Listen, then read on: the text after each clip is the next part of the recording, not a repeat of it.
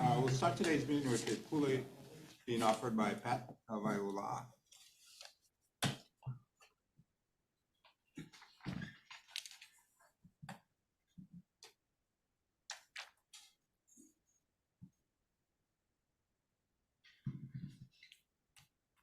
Don't mind, everybody, please bow your head as we ask our Kiapu to be with us. Open this halapai. Oh, Heavenly Father, we ask that you come be with us today as we continue to do the business of Frisco Hill. In that job of us today is to continue to better the Native Hawaiians defined here on the island. We ask special blessings upon the commissioners where they have the duties of having to make the decision. We ask that the blessings are given again also to those in the audience, Kupuna, Opio, Mapua, just so that we can be together, also gather the wisdom, understanding, and your guidance. As that you provide us also a guardian angel when we leave here today, moving towards our humble abode. Special blessing upon our two new commissioners who have gathered here with us, as they need to also gather the knowledge and wisdom that imparted on with your son. We ask that all in the name of your son Jesus. Amen. Amen. Amen.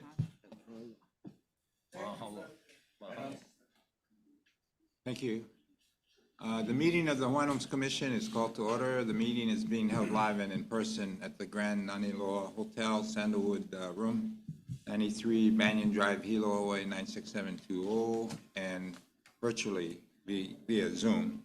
I'm Collie Watson, Chairman of the Hawaiian Homes Commission, and today's date is Tuesday, September 19, 2023. The time is 9:38.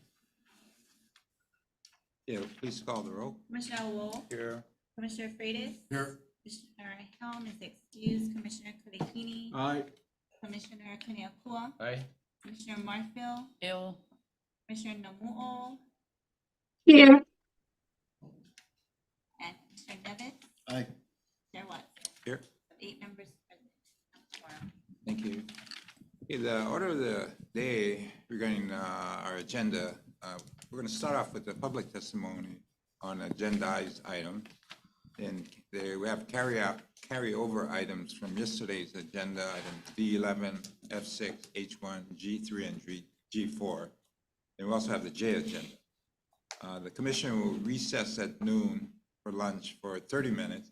And at 2 p.m., the commission will recess again to address 2 contested case hearings.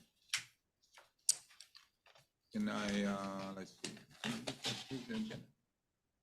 Okay, let's see, public testimony, Isabel Vincent.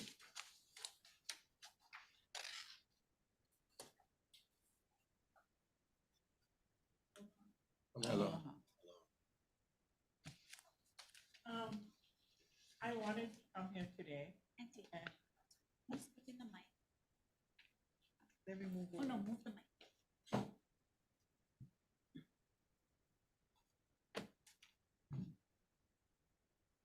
Hi. Hello. How's that? Better. Perfect. Okay. Perfect. Okay. I know way back in 2000 and what? I think we did Maku on the roads, the water, and the telephone pole, which you, Carly, back then. So we worked hard on that. Now, I was the secretary back then, but the issue is that the Department of Water is charging us surcharge. Before it was $50, now it's $120. And then they have a consumer charge of $100, plus the bill, let's say the bill is $138 I pay for Maku. So, it's getting to add up every 2 months, and we don't have that kind of money to be paying for the water. That's one. Okay, 2 is the waiting list that I wanted to talk about. I know you guys have 600 million to take the people off the waiting list, and it was brought up. But we have people that is on the waiting list for 30 years. So how can we take those people out from the waiting list to get on the land?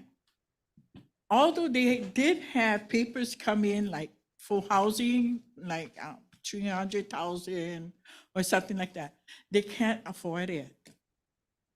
So we've been looking for ways, whereas, because they get dropped down to the list. They pick up the ones above that can afford that housing. So what do we do with these people that is on the list that can't afford it? How can we help them? Right now, they must be about what? Maybe 60 or maybe about my age by now. Because my brother passed away and he didn't get any.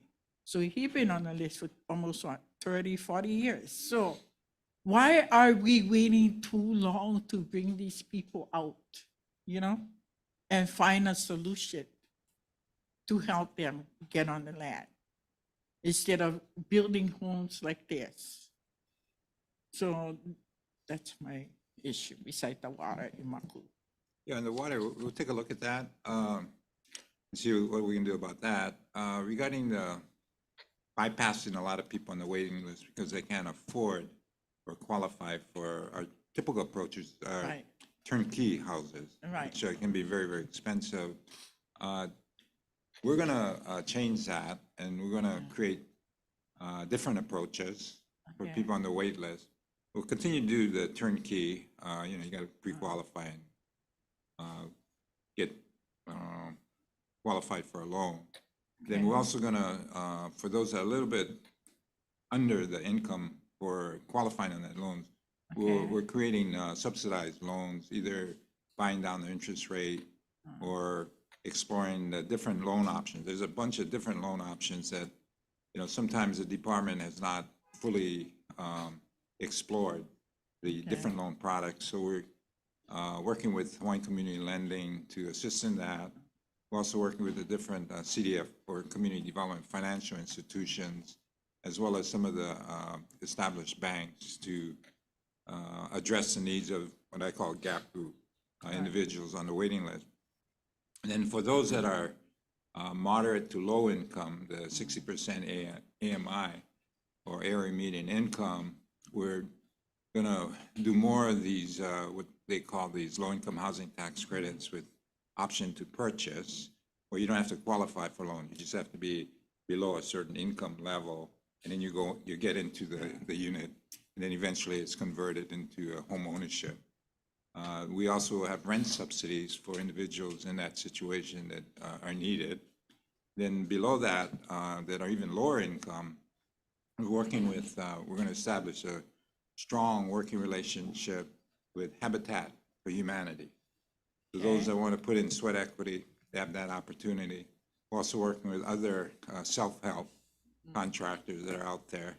And then finally, we also have, as a fifth option, the ability to do an owner-builder, where we'll just supply the lot. And if you have friends or contractors that can help you, you can build your own house, subject to That certain works. standards, as Yeah, well as. because we have family that is contractors, plumbing and stuff, but Hawaiian Homes will not approve it. We need a tree denial, whatever, Yeah, we're working on But- that too. We're gonna be a little bit more active in the use of our funds Yeah. rather than doing the automatic denial or approval, subject to, you gotta exhaust your requests at the other lending institution. So we've brought on some people to address that. We're working with some of Okay. the lenders, and so by having this mix of options now, we hopefully will not bypass anybody on the wait list. Right, They'll have a choice. And I Yeah, think we're also bringing on developers that will have that expertise to do a high-tech rent zone or work with Habitat for Humanity. But we'll also increase the number of units that are being produced by the contractors. As an example, Laiopua on this island, villages 1, 2, and 4 are going to be combined. So we'll actually do 525 homesteads one time. And so by doing that and using all these different approaches, contractor is going to be required to use these different approaches. And working with the department, we hope to not only get the per unit costs down, but also better address the 29,000 on our way there. That's kind of the game plan moving forward. And we're using this approach throughout the state. We're hopeful that we won't have that situation where we're bypassing. We'll also accelerate the award of the leases, where while the construction is taking place up front, we'll make awards, what we call undivided interest awards, so that, you know, while you're waiting for the construction to be completed and choosing your lot, you already have a lease. So that if you should pass away before the house is completed, you can pass it on to your successor, who can be as low as 25% Hawaiian. So that's kind of the game plan moving forward. Okay, so in other words, yeah, in order to be on the list, you have to be about 50 to 100%, right? More than Okay. 50% or 50 or above. Right. So you're looking at maybe 3,000 or 4,000 people, I mean, on the island-wide list, you know. And, you know, some of them passed away already, so you know the list is coming down too, you know, on that. So what we do with that, I mean, when they pass away, how can we, I say that, help your family to, Well, if they're, you know, if they pass away and they're on the Yeah. waiting list and they haven't named the successor, what the department is, publishes a notice okay? looking for successors. That's published in a daily newspaper and so many times. And then once people step up, we'll go through the process of making sure that they qualify and then putting them or replacing them on the position or place where the decedent was. So they step into their shoes on the wait list. Oh, I see. So they so- don't lose that benefit of being. Okay, so if you have a property and a person dies and then didn't turn over to any of the kids comes forward to apply, I mean, to say that I am the daughter, show the birth certificate of the dad, that certificate. And Hawaiian Homes declined to give them that land. They asked for a plot plan, and like, you know, what you're gonna do with it and stuff. Okay, she makes it, and it's not approved. So Is what's that a wrong? specific case that you're talking about? Yeah. Okay, So- I have one in the back here. He's the head of that, and he'll sit down and he'll go into the Oh, okay. specifics of your case and find you an Yeah, because answer. I'm here to help my family. I Sure, mean, sure. everybody's going, So I need the answers. And that's where the answers are. Okay. All right, thank you. Thank you very much. Okay, the next person, Emily Naiole. Morning.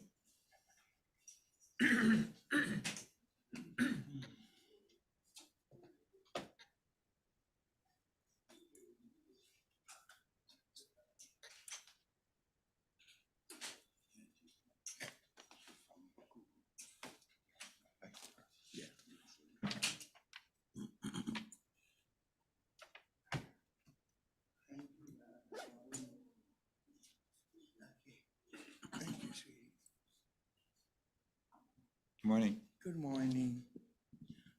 First of all, I'd like to apologize.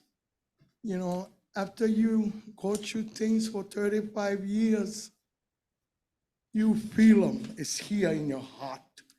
And so that's why I have to apologize. I saw my daddy and my three brothers die. No more nothing. I have four more siblings, 3 sisters, 1 brother. I know like nobody else died. I was the chosen child. I had mine for 35 years, 1985, yeah. 29 years old. I'm gonna be 67 this coming Saturday. So I've watched the action in 35 years in Makua, Hawaiian Homes, because that's where I live. And so there's a lot of concerns, yeah. And I feel like I'm a warrior. I know I'm a warrior. My daughter said, Mama, you're related to King Kamehameha, 7th generation up. And I know I'm a warrior. I'm a warrior. That's why I act kind of crazy. Once in a while, when I get issues that I don't like, I will stand for righteousness. That's who I am. And I'm a Pulikako lady. And Mrs. Attorney General lady, I'm sorry. I'm sorry. Yeah, because I can be a tira, and I am a tira. Yeah, I have to admit it, and I claim it. I am a tira, and that's why I have to stand up for righteousness. And my biggest problem is there's 50 lots hanging in the air in Makua Hawaiian Homestead. I know the mana'o because I've been there since I was 29 years old. And so then you lose a father, you lose a brother, you lose a brother, you lose a brother, get 50 lots. What's happening? And we come from Puna all our lives, generations, yeah? So, and then I see the water. The water never come true. Only certain place get water. How come? You know, with the technology of America and the world, I think we can fix the problem. So on one side of our land and part of our 5-acre lots, no more water, you guys. I don't know if you guys know that. No more water. You gotta go use barrels but get the line underneath. No more water. So there's a lot of problems. And there's druggy people over there. And the thing is, I know, because they gotta pass my house to get out. Yeah, that's a major problem. And the Met people, they don't touch me because they know Auntie get real aloha. I'm an aloha lady. Yeah, they don't touch me, but they go by up and down, act crazy. Yeah, so there's a lot of issue in our homestead. And the thing, 35 years, nobody help us deal with stuff. Yeah, because everybody's still focused all on the residentials and all on the other people. Yeah, and if I never have Maku, I would not be on the land because I couldn't afford. I had to do whatever I had to do to survive on my homestead. Yeah, so Kali, and you know what? I raised some heavy-duty children over there in a shack. It was only a 16 by 24 shack. I got some heavy-duty children, and it's because they had to rough it. Their mother was a warrior, and they're a warrior too. And I teaching them, baby, not supposed to be like this. Yeah. So I like the world see me, and I need to tell you guys, I go in on Naleo, and I speak in July, August, September. I just went Friday, and I speak in the truth. The truth will set us all free. Yeah. I hope that this time we get some kala. We really can take care of people. Don't forget about our maku'u. We working so hard. I see the young people, and I'm so proud of my Auntie Paula Kekahuna for all the hard work us went through all these years.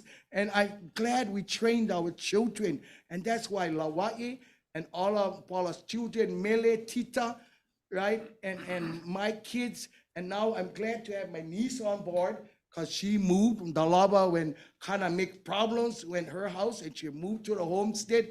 I'm glad. This is my niece, Leila Kealoha, and her daddy is one of the brothers that died, yeah? And so we're concerned, yeah? I need to tell you guys, Brother John went on a 2-acre lot. He built a shack in Malama Aina, but no more the name on top of the land. I don't like my brother lose his land. I will start a war. I gotta tell you guys, I'm ready to start a war. And brother, you represent my district. Yeah, I'm sorry that I say bad things. I get mad because you're on the geothermal. And then I just heard that they voted that the geothermal can plop on our Hawaiian homes any place. I'm having an issue with that. I need to tell you guys, look in my eyes. I need to tell you that I have issues. Our people are dying, and why do we vote to get geothermal on top of our Hawaiian lands when our people stay suffering and maki? No can. God said, Emily, you are a warrior for me, Emily. When something not porno, you better get over there and speak up. And so that's why I gotta speak up, yeah. I'm sorry that I have to be enraged. I'm sorry that I have to say like this because it's real life. I've lived it. I live in Maku. I roughed it. People say, no can, no more money, no can. Can, don't worry. So watch me. You come my place, you watch me. I have action, and I have a golf cart. I run around, do all kinds of stuff because I can walk good. Yeah, but I am a warrior, and I've been in Maku for 35 years, just like my Auntie Paula and Brother John Kikahuna. Yeah, and so she went to heaven, and so that's why after Auntie Paula passed away, God said, Emily, get up. You better get going. I don't care if you have a walker. You better get up and get going. And that's why I'm stepping up to the plate again. Yeah, I want to come forward, and I need to speak. And you guys better pay attention because I don't want to start a war. I don't want to start a war in Hawaii. We already get Maui, get Planet Pilikia, right? Planet Pilikia, Maui. I don't want to start any war. But I feel like I'm to the point where nobody like listen. Go ahead. We're going to roll them. I'm going to roll them. And I don't care if I got to go to heaven and to make my people get their land. If I got to be dead, somebody got to kill me because I got to stand up for my people. I will not let down. I will not let down, Kali. I thank you for coming in. When I heard that you was the guy coming in, because when I was the president years ago, I remember going to the office and you treated me like a real person, straight up to up. That's what I felt, that you never looked down on me.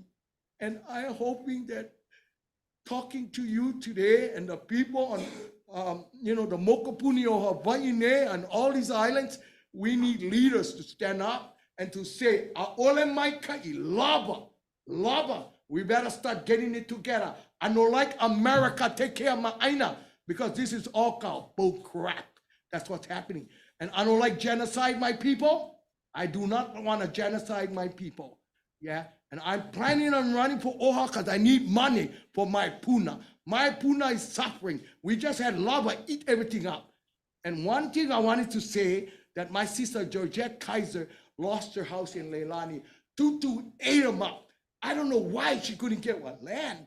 My sister now living in Maku'u Hawaiian homes on her mother-in-law's lot. Yeah. And you know what? God made me cry. I'm crying for the pain of my people. Yeah, so hear me loud and clear. I'm not lying. I am crying for my people, my family, and everybody else. And I want the world to know it. That's why I go into Naleo. I already get one slot book for October. Yeah, so I need to tell you guys I'm on TV sharing to the world what the hell going on. I'm not bullshitting. Yeah? So I just wanted to say that I'm sorry, Kalamai, but I passed the word to my niece Leila. You like to say something, Leila? I will come back with Tita in a minute. Yeah. Thank you very much. No can help, right? No can help. I pray for the people. I had pain in my heart because I see what's going on. All these all these chairmen coming in, nobody know how to figure them out. Please, let's figure them out, please. We know like other families. Did the auntie over 30 years, and I found them all in Puna. And we know like get people from some place, there's 80 lots that nobody live on. The piggies going back and forth. The piggy own the land, because the guys never come, and we cannot do nothing about it, right? I want to just take over my neighbor's lot. Brother, you're not here 35 years. Let me build little tiny houses so I can help my people. That's the kind of mana'o I get. I want to help my people. I don't want them to be homeless. I'm feeding them a pahua. I'm feeding the people. I make the chili. I handicap. I go pahua. I feed the people. I do all kinds of stuff. But Jesus said, why don't you just take the whole 5 acres and make tiny houses? And then you can take care of your people. That's the kind of mana'o I get in. You know, and my kind of style, I have to tell you guys, 35 years, nobody talked to me. I did anything I liked, anything. And when I ran for city council, my daughter said, Mama, you don't even have a building permit. What the hell are you doing? I went anyway. And I was the council lady for 4 years. I told the county, I said, no more building permit, no more nothing. And they know that. And so, you know, I'm a warrior. And I step out of my comfort zone to take care of my people. And that's what I want my people to know. That Ante going to the ends of the earth for them. And thank you very much. Mahalo. Thank you. Thank you.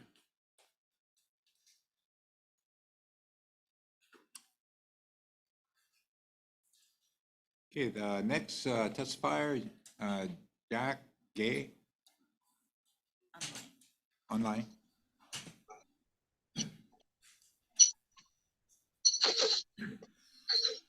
Aloha.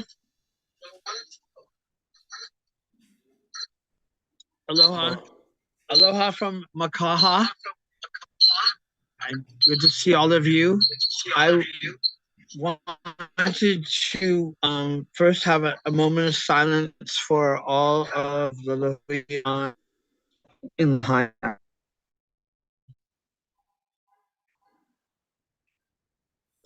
All of those spirits are around us in each moment. And I wanted to say to you, Chairman, I wanted to recognize you, the new members that are hard. I wanted to say, hey, some of you are from Nanakuli, girl, and so you have big shoes to fill to step up, former Commissioner Auntie Patty.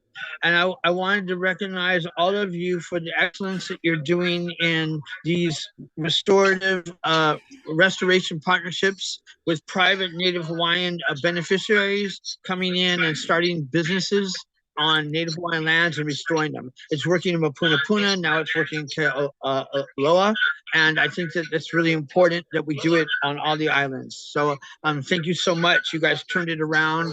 Special mention to Connie Inc. and also to KC. But I wanted to talk to you about Pivot and F6. And F6 is really the most important thing, and that is this. This has been in play for a long time, and it's been in play way back. When I read everything about it, it was very clear that there's been a lot of delay, and I want to make that point. Sometimes we try to force things through, and the Keakua doesn't want it to go through, or it hasn't got it right. So this far in, that they don't have a benefits package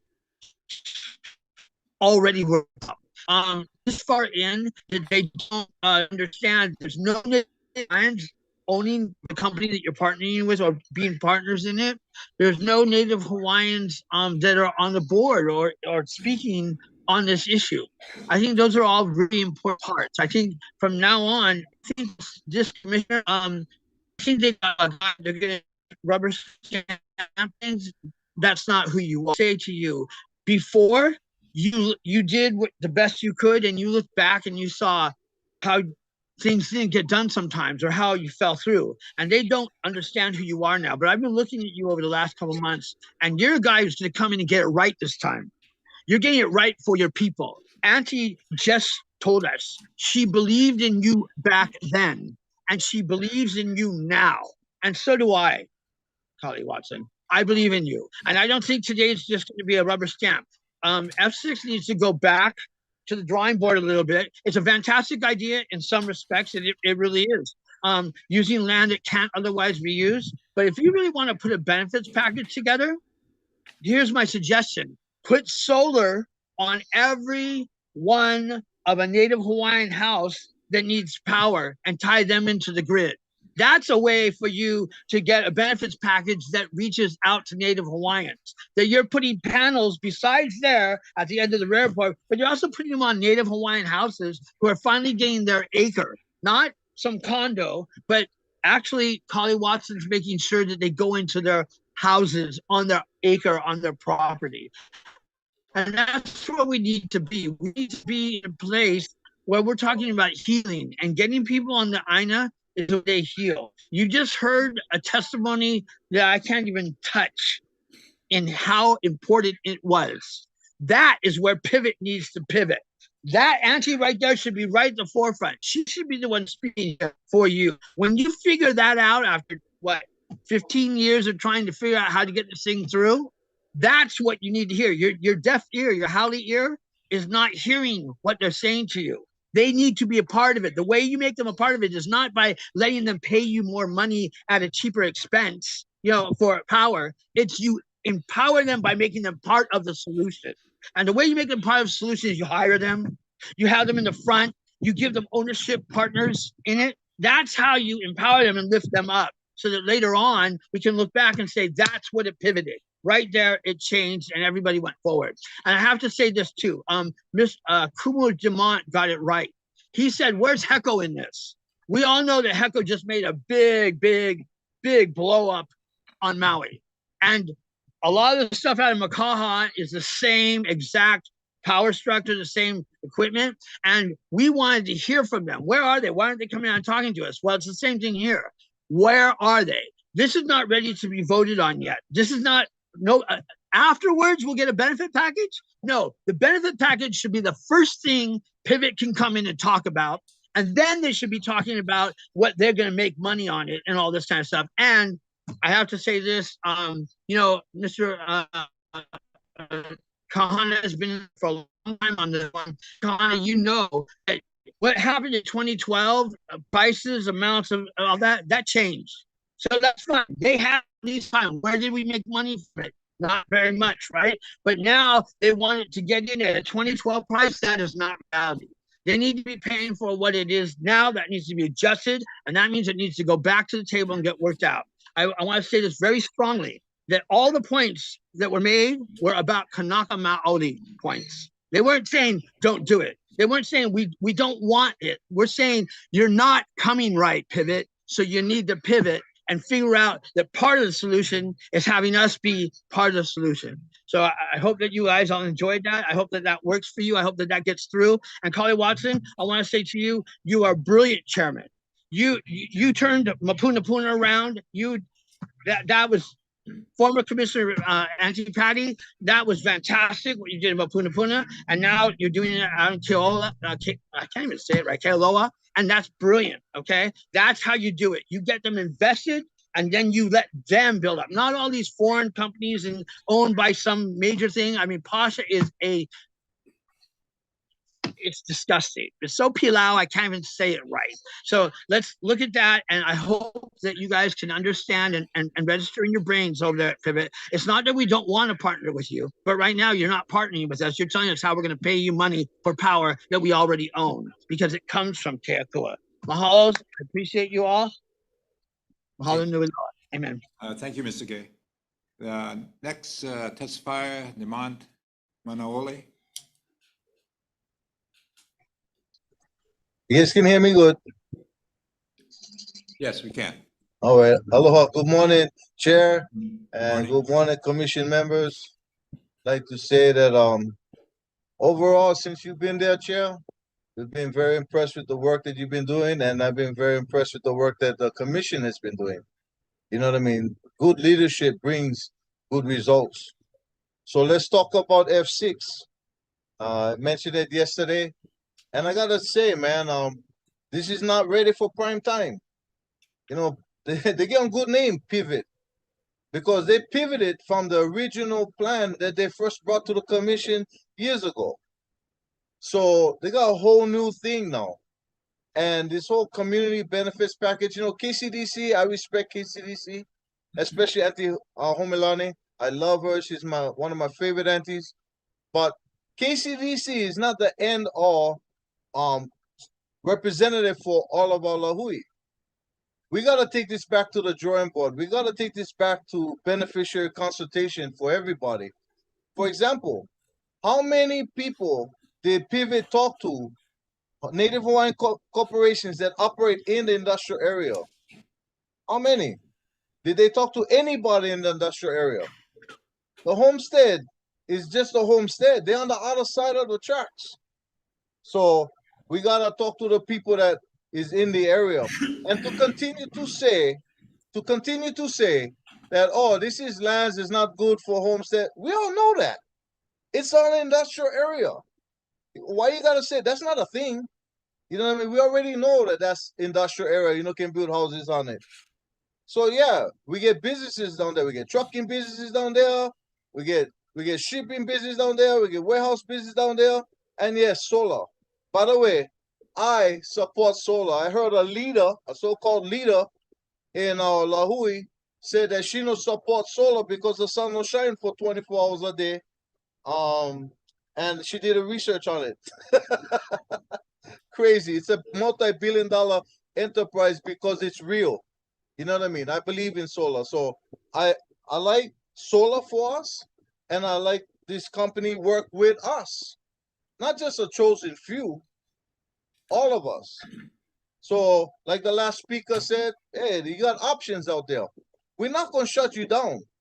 But where you gonna get resistance is when you show us that you don't give enough respect to us. There is not one Native Hawaiian on you guys' board. None of you guys over there represent us. And you like us support you? You shouldn't even have the lease. That lease should be for the land should be to a Native Hawaiian or Native Hawaiian organization, and you sublease to us from us, not us from you. So I believe that this matter is not ready for prime time right now. Get all kind of pukas, like I said yesterday. We're not ready for this. You guys not ready. And if this continues to push forward, this may end up in litigation because the thing never have full beneficiary consultation. You cannot rely on something that would happen in 2010 or 2011. So please, commissioners, I'm asking you to defer this matter until they do their due diligence and talk to the Lahui. Take this back, this whole new program that they get, this a whole new company that wasn't there when they first did a beneficiary consultation. You don't get to come in and write on a coattails of somebody else. You never do the work. You pivot, you gotta do your homework. You gotta come talk to the Lahui. So that's my mana on that. And by the way, I still believe that the land should never be leased to anybody else but a Native Hawaiian or Native Hawaiian organization, and Pivot can sublease from us. How's about that one? Aloha. Thank you for this time. Okay, thank you, Demont. Next testifier, Carlene Maria. Zoom. Can you say again? Okay. Carlene Maria. Hi, I'm here. Go ahead.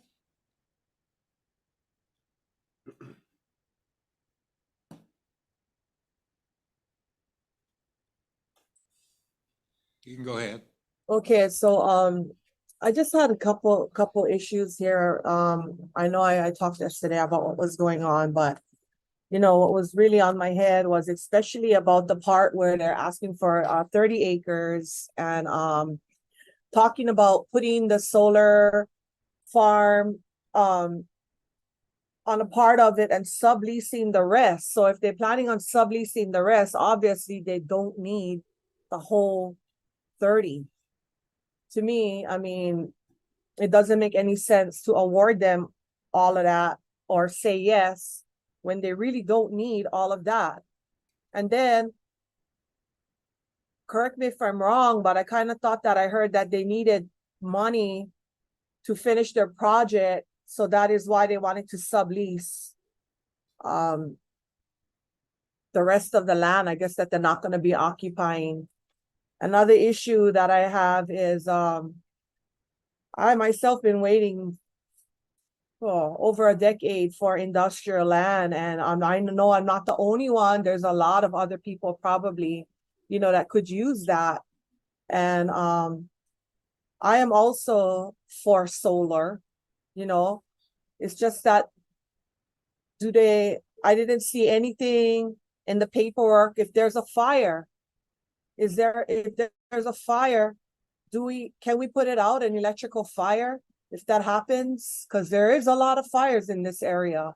And if the solar farm ever was to catch fire, do we have the appropriate backup to put it out?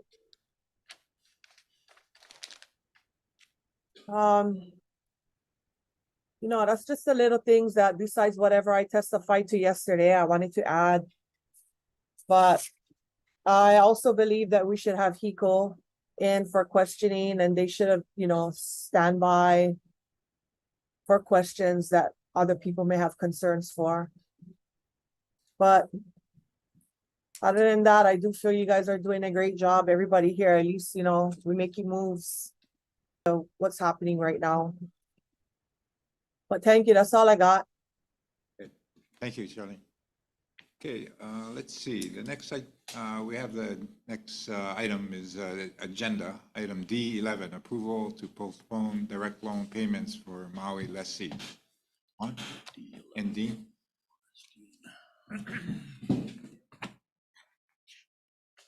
Good morning, Chairman, members of the commission, morning.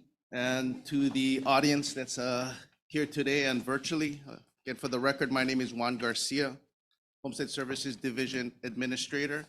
And here with me is Dean Oshiro, the Loan Services Manager, as well as Gerald Lau, who is a mortgage loan specialist.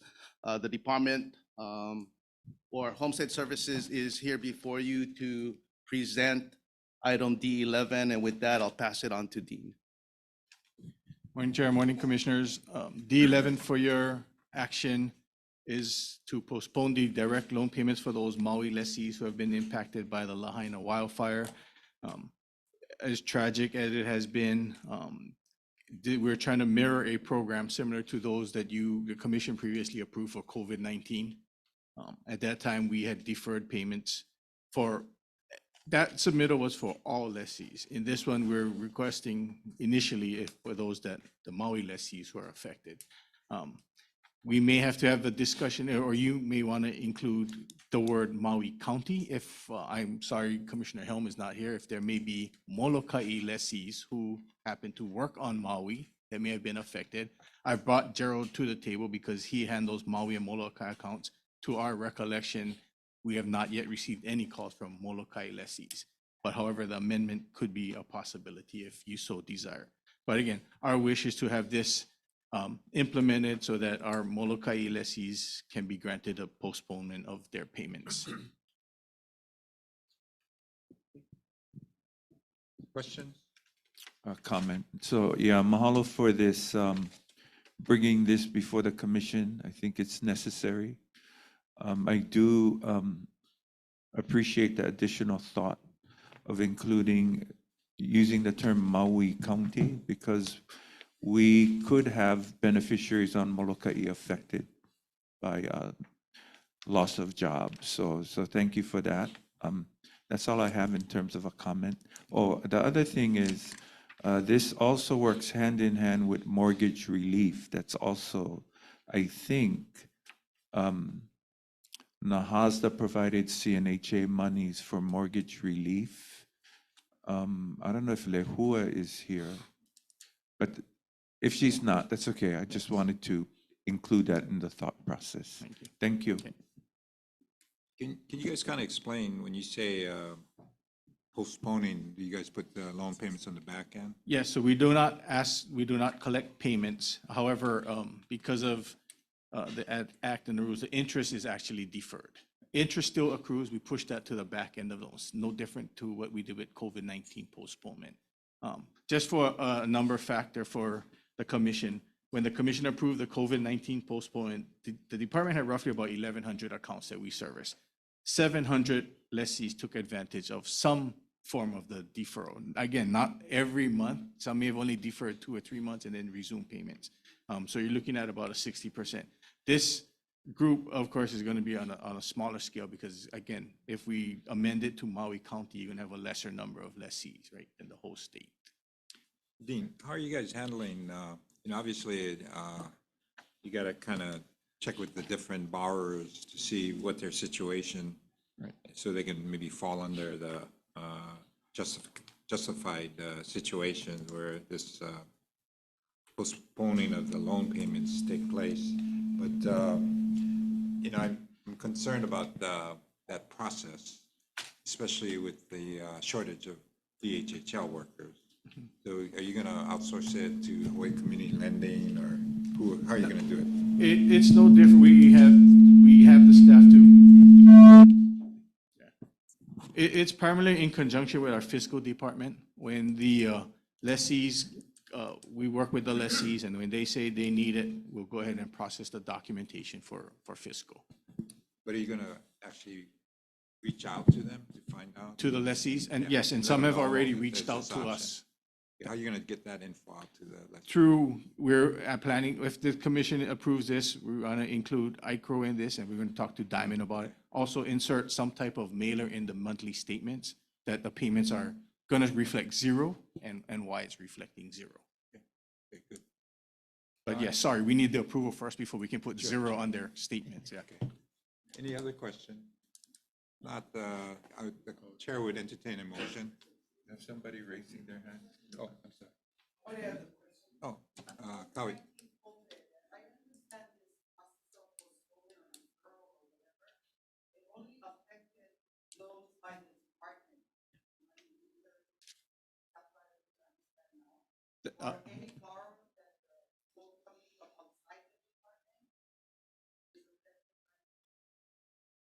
It is only the loans that the department is servicing. We do not have control over loans in private sectors. If you folks have been watching the media, there are already some lenders who have committed to a moratorium of payments. This submittal and the commission action only directs our borrowers, like the ones that are being serviced by the department at this time.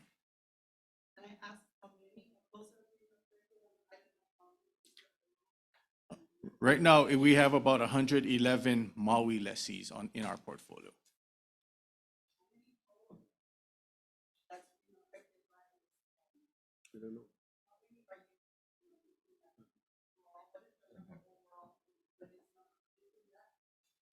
How many borrowers do we have? That I'm not aware. We're just focusing on our direct loan portfolio at this I time. think what we need to do is reach out to the other lenders. And Yes, make a we can do request that they do similar, or take similar steps as us. So maybe give Chris Guiva that task, okay? Okay. Okay, Chair, unless there's other questions, any other questions? No, Chair, I would like to eventually make a motion to amend this to expand to Maui County beneficiaries. Okay, is there a second? Second. Okay, all those in favor say aye. Aye. Those opposed, motion carried. Thank you. So we will now entertain a motion, the main motion as amended. Is there, somebody gonna make a motion for that? Motion. Okay, all those in favor say aye. Aye. Those opposed, motion carried. Thank you. Thank you. Okay, the next agenda item, F6, establish preliminary condominium property regime and amend General Lease 294. Wouldn't, yeah, I guess.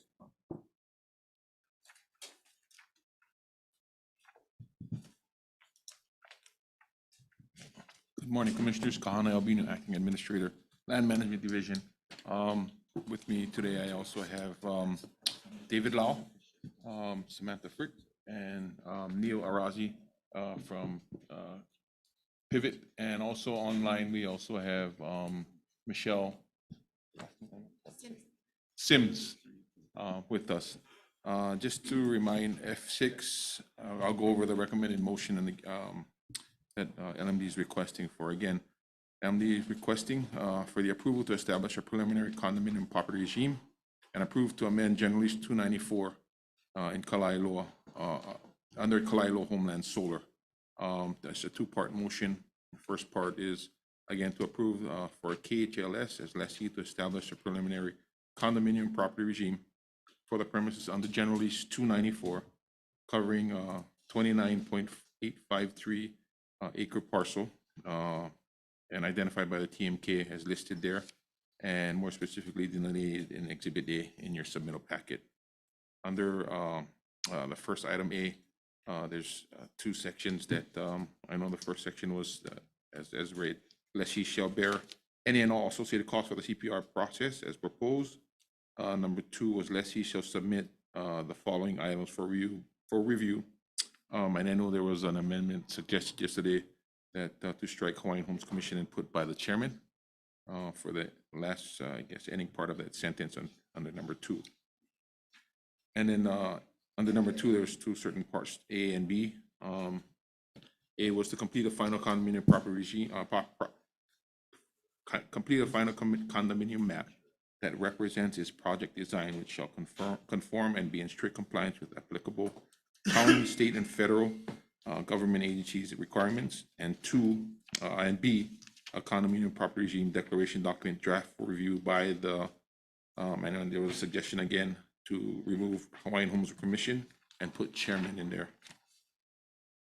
The second part of the commission of the approval was B, subject to the preliminary approval of the CPR, reference above, approval to amend GL 294 as particularly identified and described below, and further reflected in the amendment draft attached here to as Exhibit B. And the conditions under Exhibit B, under item B is listed, and we had went over yesterday.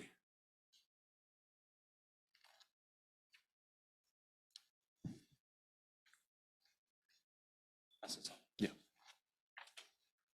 Dave is going to pass out some corrections to the map.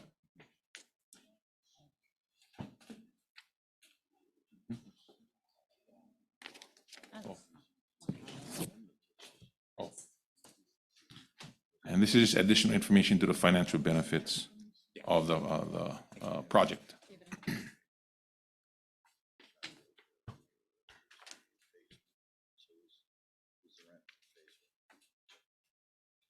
So with that being said, I'm not sure if Michelle has anything more to add, or if commissioners have any questions that Pivot guys can answer and clarify.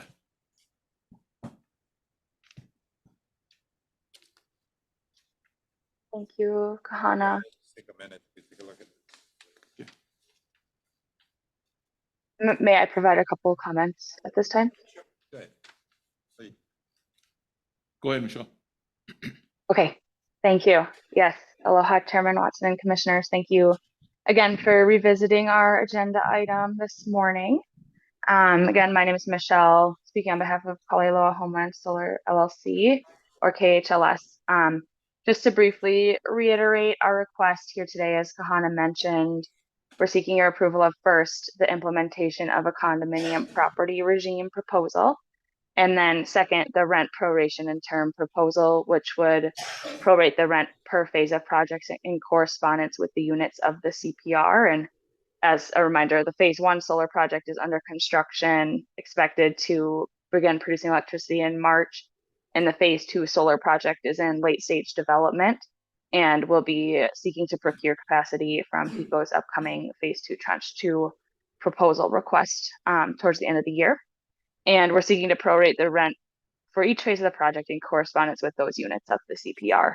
And then lastly, seeking that term extension from 20 to 25 years, which would ensure the phase 2 project has a full 20-year timeline in correspondence with Hawaiian Electric's contracts. I also just wanted to correct the record. As I mentioned yesterday during my presentation, there was a typo on slide 15 that has now been corrected. An updated packet showing that corrected slides has been sent over to Kahana and Michael. And this slide was referenced in Kahana's packet as well, so I would request that the updated slide be used to replace that one. And then, yeah, thank you. That's the slide of reference. And then, yeah, just to reiterate as well, we've been working closely with Kahana and the Land Management Division since the start of this year to prepare and structure this CPR proposal and the associated rent proration in a way that will bring value to DHHL. Wanted to clarify, we're not asking for a discount here on phase 1 or anything. We're rather seeking to clear a path to allow both phase 1 and phase 2 to be successfully constructed on site via the CPR and ensure the projects are stable financially and can bring continual and recurring value to DHHL. So that's what we're seeking your approval of today. And then finally, I just want to touch on a summary of benefits that our project is bringing to DHHL and its beneficiaries. There should be a slide showing the total payments to DHHL and the total payments to beneficiaries. That was shown. Yes, that one. Thank you. And so, yeah, this table just enumerates a calculation of the total payments to DHHL for both phase 1 and phase 2 projects, taking into account the rent, the 1% of annual gross revenue projected, and then a grand total there that DHHL will see through this lease. And then for the beneficiaries themselves as well, as mentioned, the community benefits package is in the works, and we're committed to continuing to discuss that and pull together a package that best suits the community. Currently, we have a 6% commitment and are committed to continuing that conversation. You can see the rates there of what 6% of the annual lease amounts to for the local community. And then for the subscribers discount as discussed for phase 2, beneficiaries will have the first opportunity to subscribe to the project. And when we take in all of the subscriptions available through the project, the projected discounts that subscribers will see per month, it ends up being that amount of 4.8 million over the term of the project. So you can see the estimated grand total of benefits available to beneficiaries as well. So once again, thank you very much for your time in hearing our proposal today, and we respectfully request your approval of both the CPR regime as well as the rent proration and term extension proposal. So thank you. Anything else you guys want to say? No? Yeah, let's see. Commissioners, any questions? I know we deferred it. Chair, I just have a question. Commissioner Neves? On the community benefit package, is that a one-time payment or is that an annual payment? Can we have some clarity there, please? Thank you. Yes. We are flexible. We initially offered a one-time payment and DHHL provided an example of annual. So we're in conversation with KCDC, what is their preference, since they have monthly board meetings. They're meeting their next board meeting for September. They're going to discuss their preference there. Want to reiterate that the community benefits package is more than just donations, and we recognize that. We're talking to KCDC how we can, and DHHL, how we can do effective outreach to empower the local community to help us make these decisions for phase 2. We want community ownership in the decision-making in this collaborative approach we're really excited to do. So this is just the floor, and we're going to be working with the community in their time, as much time as they need to decide what's best and what's mutually beneficial for both parties. This may look as well like additional subscriber savings or bill credit donations. We are in discussion with Makaha Learning Center, which is a native Hawaiian-owned workforce development organization on Oahu that I've also worked with on Molokai, and KCDC has worked with them as well to provide solar industry training to local residents that would be interested in participating in the workforce opportunities for phase 2 as well. So exploring all options. Great, thank you. Any other questions? Commissioner Kalakini? Okay, Kahana. So this general lease has been in existence since 2011. From 2011 to today, was there any revenues generated? There was revenue generated. Not sure if it's in a slide. Okay. But there was some general revenue generated. Yeah. Yes, Commissioner, I don't have the exact numbers, but we probably, including other developers, paid over 1 million so far. Okay. Yeah. Yeah, and excuse me, can you tell me your name, please? Nick Lazari. Nick. Yes. Thank you, Nick. From Arian Energy, yes. I got it, thanks. Okay, so what we're talking about is to amend the general lease here so that Pivot can do their project. Correct. Right? Okay. So I was listening to testimony from beneficiaries. One thing I heard was beneficiary consultation. And Samantha, you mentioned that you're working with KCDC to look at opportunity to reach out to the community. So I think it's important that we do that because, you know, you heard from beneficiaries. So we kind of make sure, and the chair will make sure that that happens. So the project, how many beneficiaries will be able to participate?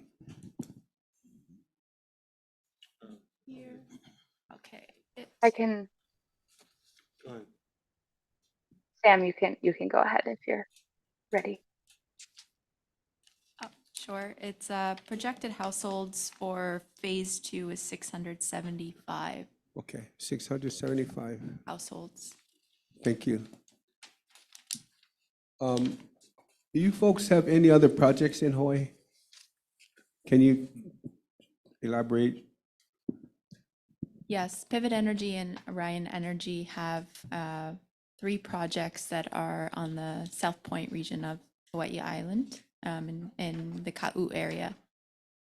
But it's There- not DHHL land, though. It is not. Yeah. We are in discussions with DHHL to help us do the subscriber outreach. We've done extensive community engagement in the area. We've formed a couple different stakeholder advisory committees. We've had public meetings at the Ka'o Community Center where y'all were at last night, as well as virtual sessions. We've been engaging about 2 years in community engagement on that. We've been awarded 3 different solar CBRE projects. Okay, yeah, thank you. And you mentioned workforce development, training. How many, what types of employment opportunities will this project provide? Yes, so there's both solar construction that is needed for the construction of the project, as well as ongoing operations and maintenance, which is a 20-plus year ongoing type of job.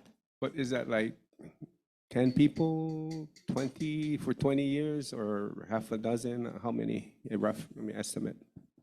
I don't have the number of jobs in front of me. I think it's about, I could provide that, but I want to say it's about 25 jobs per megawatt. But Michelle, I'm not sure if you have those numbers pulled up at how many jobs are created. I think it's about Well, that. and my thoughts are that along the lines with benefits preferential to beneficiaries, that employment should be considered in the same manner for beneficiaries. Yeah. There was talk, Chair or Kahana, about subleasing. Well, can you clear that up? So I know Mr. Azari had mentioned that yesterday with regards to the phase 2 of the project. And correct me if I'm wrong, Nick, but if there is no success in getting that phase 2 project, they might think of subleasing to another entity that might have the wherewithal to, or the funds to do the project. I mean, you can add, yeah. Aloha, Commissioner. David Lau with Imanaka Sato, of course, advising KHLS and Pivot through this process with the lease amendment. So the first need for the CPR structure and the sublease structure is typically just in development in general, companies will make a special purpose entity for developing the project. That can be for operations purposes or finance purposes. So the first need in this case for the sublease is that when we create the 2 CPR units, you can say unit 1 where phase 1 is going to go, and phase 2, CPR unit 2 where phase 2 is going to go. For phase 1, Pivot or Kalailoa Homeland Solar will be creating a special purpose entity that will be subleasing unit 1 from KHLS. So really it's the same company that's holding the land. So that's what the subleasing is the purpose of. It also provides flexibility that in the unlikely event that a phase 2 project is not doable by Pivot, they have the option to go out and find another company that they could sublease that unit to in that unlikely event. All right, appreciate it, David. Michelle has something to add. Michelle wants to add? Yeah. Thank you all. Yeah, I just wanted to reiterate there as well that we are highly confident that a phase 2 award will be granted for the second unit, unit 2, for the reasons discussed yesterday with our working relationship with HECO, with the land characteristics of this region and its location on Oahu and the population whereby the 100% renewable energy goal must support. And if a phase two project, in the very unlikely scenario that specific project was not awarded, there's numerous other types of solar project models that we would work through. Like we could talk about a direct power purchase agreement with DHHL for electricity. We could do like a small utility scale type project there. There's a number of other structures of solar that could go in. So if phase two were to unlikely not happen, there's many other methods we would explore. And then if those were to not happen, that's where we could pull in another partner to sublease that unit, and they would then be able to implement one of those projects there. So essentially there's many different ways and likelihoods that the project will become online, and subleasing it out to somebody else would be lower on the list of priority, but it's an option that would help bring value to DHHL if it ultimately came to that. So I wanted to provide a little more detail on that. Okay, thank you. David, so are you a consultant to Pivot Energy? Yes, I'm an attorney. We represent Pivot and Kalailoa Homeland Solar because Okay. Pivot is Kalailoa Homeland Solar parent company. So I've been assisting them with drafting the lease amendment that's before you today, and getting that implemented. What law firm? Imanaka Asato? Imanaka Sato. Yes. Yeah, Nick, I may have asked this yesterday, but is there going to be battery any storage affiliated with this solar? For the phase one, we proposed battery, but ECO chose to pick the option with no battery. But phase two, most probably would have battery because going forward, ECO is really focusing on battery. Right. Okay, thank you. Thank you, Chair. Question? Sure. So, Commissioner sorry, Kau'i. I'm gonna finish my mana'o, then we go. Okay. So Samantha, you mentioned earlier, I thought I heard you say, as we move toward deliberation on this request, you mentioned earlier that this is just the floor, I think you said. So that's going to, what this becomes, if it becomes an approval, and I'm not saying that it will, but what you're saying is that you will continue to engage the community to negotiate in good faith that if there's any additional changes or any additional needs that the community feels is necessary, that those negotiations will continue. That's correct, and that's been the preference of the community input we've received so far, that they would like time to discuss this and negotiate with us directly. Okay. And Kahana, so in these pre-existing talk story sessions, do you feel that the negotiations, the consultations have been sufficient thus far? Thus far, I feel it was sufficient. And I know in your packet, Chantel, she also spoke yesterday and voiced the same comments that Samantha had mentioned, that they'd like to have an opportunity to discuss more and explore what else would be favorable for the community. Okay. I think my final comment is KCDC Antihome, you know, she's somebody that I have a great deal of respect for. Yes. I think she's been a strong advocate for many, many years, and she has represented her community well. So that for me also matters. That was the first name that I gave them when they came to talk to me. So I said, you gotta talk to Auntie Home. Besides the other, with respect to the other officers, but Auntie Home was the first name I had mentioned. So okay, thank you. Any other? Oh, okay, last one, Howie, go ahead.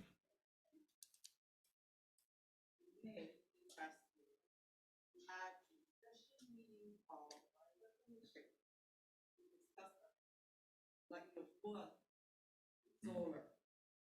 I want to remind you that I thought that at the special meeting, public notice that we will be given enough benefit consultation that we were afforded prior to that.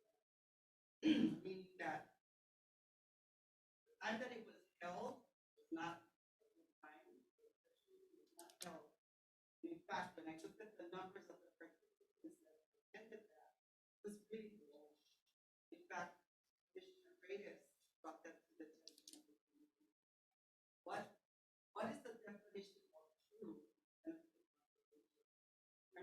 hearing from somebody from where I'm not sure where they're from, bringing that back to the floor. Beneficial consultation has to do with everything that the commission does, because it's required by the Department of Interior, and the beneficiaries to have a platform to decide us or benefit.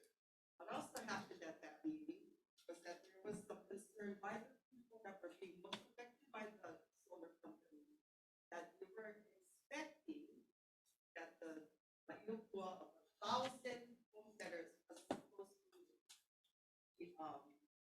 say yes or no whether they were going to put this system or not, which brought in a concern that out of the 1,000 that they were expecting, to sign up, how many was gonna sign up?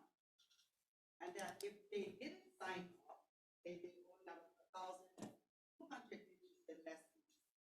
This particular project is still gonna be on Hawaiian homeland, serving everybody else.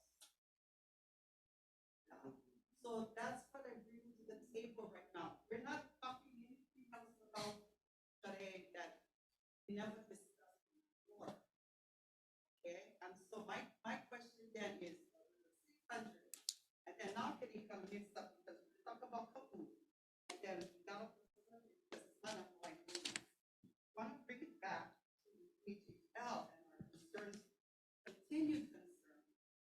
The number one, again, Brother said it, these companies that you're bringing on the land, and I brought it up at that meeting, that it affected section 204, amended version of 204 of the act, which allows, I guess, the department to give to non-native Hawaiians. I'm sorry, the last I looked at the act, it only serves one group of people. And when you're talking about advancing anybody, that's us. So if there's any law that was amended by the Department of the State of Hawaii, United States, or the territories of the territory of Hawaii, when in conflict with the original act, it needs to be. So I guess I'm asking you then to please look at the amendment in 1963 to that particular section, because it also talking about taking a disposition of land and allowing the state of Hawaii to bring it into a public. Please look at it again, and this is why I brought it up to you, was because people in Laiopua brought up to me whatever little people, because like I said, the numbers were like 8 a night, it was like 5 or 8 the next day, and I didn't think that that was really a sufficient number to qualify that as a beneficiary. Again, the people out there are asking the commission that how important it is to involve the beneficiary consultation and make it meaningful. Not just say, oh yeah, we're going to talk to somebody and then, it's not that I'm opposed to Auntie's position on this, or that this community, but I know about this community, all the meetings I've attended, they are doing exactly what community associations are doing, and that is taking care of their community. But when I'm listening to the teams going through the processes, like I said, you are dealing with saying that if the Hawaiian, state of Hawaii's lessees are being affected, how many are actually going to sign up as what subscribers? They call us now subscribers. Sorry, we have the title, State of Hawaiian Qualified Beneficiaries. Okay, so this is just my heart bringing back to this thing, and it's like I said, it's going from this other special meeting you called, and I thought that the special meeting was about Chair, Okay, can I- thank you. Can I go Yes, fast? go ahead. So kind of touch on what Auntie was saying. I think as far as, again, I've been here a short time. Beneficiary consultation, what is that broad spectrum? I'm going to first of all, and give a ton of aloha to our staff, who does a great job of trying to get the word out there. to trying to get the literature out to the affected communities. Now, based on who actually attends the meetings, and I remember that meeting, there's like 4 people that are probably there, 2 weren't even beneficiaries. But from a, and we can always do better to communicate, sorry. But from a staff perspective, they do a lot to get the word out. Now, you look at the Laopua community and their involvement organization compared to, let's say, Waimanui, Uncle Mike them, or in this case, KCDC, and there's differences. For me personally, in the short time I've been here, like Commissioner Wo was saying, I have a ton of aloha for Auntie Homilani. And for me personally, if that community is on board with this thing and they've done their due diligence, which I'm sure they have, and they're for this thing, that also impacts my decision greatly. Now, as far as the Native Hawaiian other entities out there, how do we do a better job and a job of trying to empower them to have the capacity to do the best service they can for our people? Part of the advancement of our people is providing a service for them.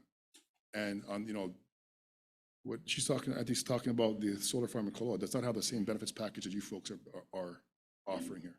So I think there's 2 folds on this thing. But yeah, I do hear Auntie's point of beneficiary consultation, but also falls on the community itself to get the word out and to mobilize their people as best as possible. And yeah, that's my district. And I have been in touch with Uncle Bo and Keone a lot. And I've been trying to meet their meetings when I can. I've also been in touch with Mike Kealakini as well, even though we're same island, but different districts. But trying to mobilize their community to step up and then be heard as well too. I have something to say. Okay. And I'm standing up because I had and I had to hold on. But I listening to what you guys saying, and because I've been in Maku for 35 years, and Laopua wasn't even alive when I went to Maku. That's what I see. So I see some people scoring and some people sucking their thumb. And I want to say this loudly. I've been on my homestead Maku 35 years. So I saw Uncle Bo coming in. Uncle Bo been coming in and taking money, all kind of money, and all kind of stuff. But I talking for my Maku, yeah. So I've been watching 35 years. Everybody going by this side, going to this side, this side, this side, and I don't like, and I don't like share my stuff with anybody. Right? I don't like. Somebody told me I was at a meeting with my Ashley Kirkerich from Puna, and she said, Auntie, I get 20%. What are you doing with it? I said, sister, the general public get 80%. What the hell are you talking about? Yeah, that's the kind of manao. So when I see my money get shared to the general public, I get issues. I gotta talk this loud and clear. I get issues, right? So I've been watching everybody go over here, go over there, go over there. And I'm watching, standing up 35 years. And I'm a warrior, and I'm speaking. I don't like see this. I don't like sharing my money with nobody because we're suffering. Our people are suffering and dying. Why we want to share our money with anybody? Yeah? And I heard Ashley Kirkerich, my council lady. You're going to hear Miss Tita on TV because she said, what about the 20% overhead? What the hell they doing with their money? No talk to me about 20% because you guys stealing all our money. The United States government is ripping us off, right? And then I see Maui get crammed, right? Right now, there's mean issues going on. And I don't like share my money with nobody else, right? That's right. That's why I got to speak up, Kali. Sorry, but I got to say it like it is. Because we've been suffering, and I don't like keep suffering. I don't want to keep suffering. I don't want everybody else to score and us going without. Thank you. Okay, thank you. Let's see, we got a couple testifiers that have already testified. So if you could kind of keep it, maybe add to what you've already testified or briefly summarize what you've already testified. Demont?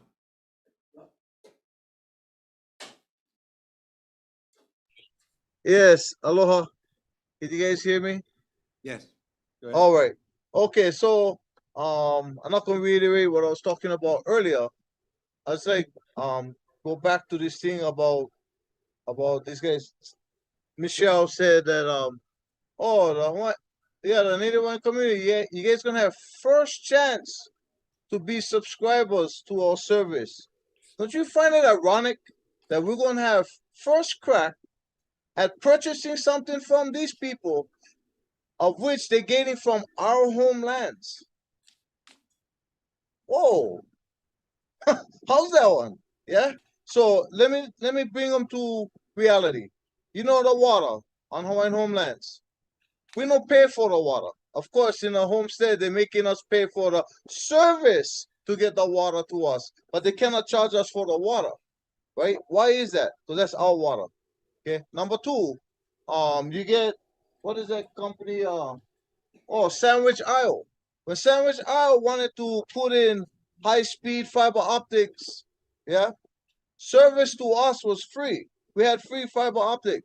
Now, whatever problem Sandwich Isle and have, that's a whole different trip. But that was free to us. But now these guys saying we gotta pay them for power, electricity that they're getting from our homelands. Come on, man. Come on. I come from the streets, but and hustle recognize hustle. That's a hustle, but right there. And I don't think we should be able to do that. Number two,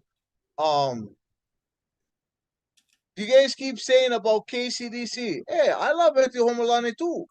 But she is not the voice. She live Maluo High. Still get Kaupea. I don't see Ivalani McBride over here. We still get not Kaupea, but what is that? Kanahili. We get them over there, right? Where's Kanahili? KCDC is part of all of that, but they don't speak for everybody. Get presidents of the homestead in the different homesteads over there. And again, nobody will answer the question, how many of the businesses, Native Hawaiian businesses in the industrial area who gonna be their neighbors did they speak to? Nothing. And then you notice that all the mana'o that we bring, everybody who can make any kind of opposition to this situation. Not one of these people from Pivot, when mentioned anything like concerning that, they never address us. They never address none of our concerns. They keep pivoting back to this again. That's a good name for them. Pivot. They keep pivoting back to their plan. You know, not even money, bro. Not even money can buy our soul. So just think that you can just throw money out there. A lot of the responses is all hypotheticals. Oh, we could do this, we could do that, we may do this, we may do that. This could happen, that, bro. That don't work, bro. That don't work. Because in the end, you're gonna do what you like to, and you're gonna say, oh, well, we did our best, so we tried. No, bro, we need concrete information put in black and white, what will be, what will not be, and if it doesn't happen, what will happen to you if you don't do it. That's a two-way contract. When you say you're gonna do something, there gotta be a clause in there that says if you don't do what you say you're gonna do, something else will happen. It'll be up unto us to have to take you to court, take you to the commission, and go through all kinds of political red tape just to get correction. The contract got to be written for both sides favorable. If you say you're going to do A, B, and C, there got to be repercussions if you don't do A, B, or C. In the contract, to us, you are using our lands. So think about that. Our lands, not your lands. Telling me I got to pay you for stuff you're getting from my land. Are you crazy? Aloha. Okay, Demon, thank you. Again, same thing. We got a lot of business here, gang. So keep your comments to the point and try to be considerate. We got a lot of work and a lot of other people here to testify on their items. So, Charlene? Arlene. Okay, I just kind of wanted to brush up on yesterday. So I did do a little research on the pricing of what, the $300 an acre per month. And I reached out to someone at Colliers who told me that even back in 2012, the price was 12 and 15 cents a square foot. Now, even if it was a dog park where you could only walk a dog, it was still back in 2012, 5 cents a square foot. These guys are offering to pay less than a penny a square foot. That's $333 an acre a month. I don't can see how that gonna benefit DHHL or anybody but themselves. I mean, there's a lot of people who want to pay $333 an acre per month for just Pop 110. I understand, they want to make money. Everybody wants to make money, but they got to pay what everybody else is paying. To me, they should be paying fair market value. I don't know where they got this price from, because that's less than a penny a square feet. Where did they get that price from? Even if you guys went back to the early 1900s. I mean, I'm sure there's a lot of us here in real estate. People know less than a penny a square foot. That needs to be that needs to be worked on. You got to figure out one way. To me, that's not enough. $120,000 a year cannot even, one Hawaiian house on homelands is 450,000, 550,000. 120,000 a year for 30 acres. To me, that's something got to be changed. That's Chair. all. Thank you. Thank you. I want to request we go into exec session. I have some questions on the contract. Oh, can I just finish? Thank you. Been a request to go into. Can I speak first, Mr. Patty, go Abo? ahead, Patty. I appreciate that because I have to leave too. Thank you, Chair Watson and commissioners, especially to the commissioners in Oahu. I really reiterate a lot of these share statements from beneficiaries. It's really something to think about when you look at the annual report. They were in here since 2012, and from 2012 I have concerns. Have they done their due diligence? When we request right of entries in Kalailoa, we give them a year-to-year contract, and we ask them that they have to do due diligence. Part of that is so important. You have other homesteads in Kapolei, which I spoke to the two presidents that they weren't aware of Pivot. There are other homesteads presidents in Kaupea, Kanahili, that did not know this project. Your communication was with just one, KCDC, very respectable. We all love Auntie Homie and all their hard work, but you have four other homesteads that you have to communicate. And this is part of beneficiary consultation. It is so important. And, Makai, correct. Sometimes we don't have many beneficiaries that come out to these consultations, but then again, it is required in the Hawaiian Homestead Act to go out and to talk to the other beneficiaries. I have questions also. If you do sublease, will the department get a sublease? Part of that rent go to the department? Part of the fiduciary is that we want to make sure that our trusts also get rewarded and get paid for. So you talk about a lot of subleasing, and so is there when you sublease, will the sublease percentage also go to the department? And that's something I just wanted to bring up. CBRE is about community-based renewable energy, and it is called community-based because it is what you want to do is talk to the community. We have this program going into Nanakuli to Makaha, and we're still in the community-based due diligence process with our community, with the PUC and HICO. HICO is located in Kahe Point in our community. So we have still going through this due diligence process. You had a couple of years to do this. I'm surprised that it's coming to the commission after 12 years of sitting so long, and now you want them to make a decision over a weekend. You just this afternoon, passed out new documents. Did they have time to see these documents, to reanalyze what you have provided to them?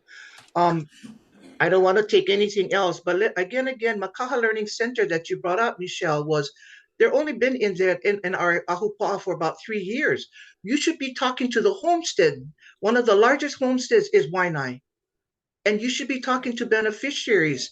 I just wanted to clearly put that into your notes. it's just that I hope that the commission will take a look at this. It's not a rush. It's been pending for this long. You could defer this and let them do the due diligence. You allow right of entries to wait and to do due diligence. You have They have year to year. Our Kalaeloa right of entries has only a year to year contract, and now you're giving this 25 years. We need to take a look at that. We need to do better outreach for our beneficiaries. Then you know what? Let's take a look at our right of entry program. Why are they doing month to month where you can allow general leases to go out in 25 years and let them be responsible? But thank you so much, commissioners. Please take a deep breath, not to rubber stamp things that come into you so quickly. It's been a while. It's been 12 years that they have this program. Let them do the due diligence, consultation, get it out, get other beneficiaries and other homestead presidents involved. So I thank you for your time. I just wanted to share that in Oahu, and I know you make the right decision. Aloha. Mahalo, Mr. Chairman. Thank you, Patty.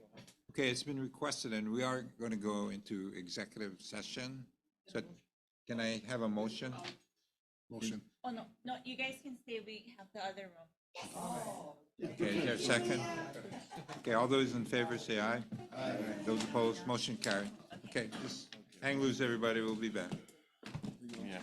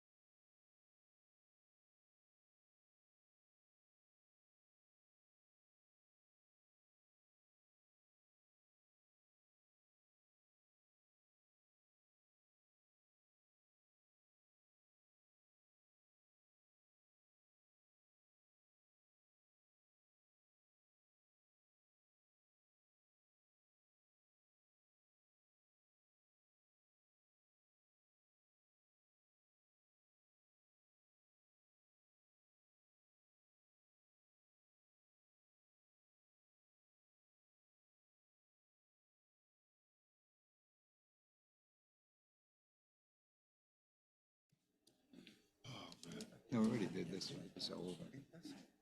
Oh, okay.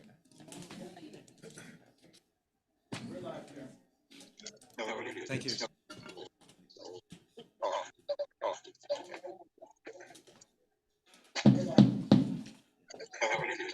Commission is reconvening from its executive session. The commission discussed potential amendments to Journal List 294 and CBRE associated with the project.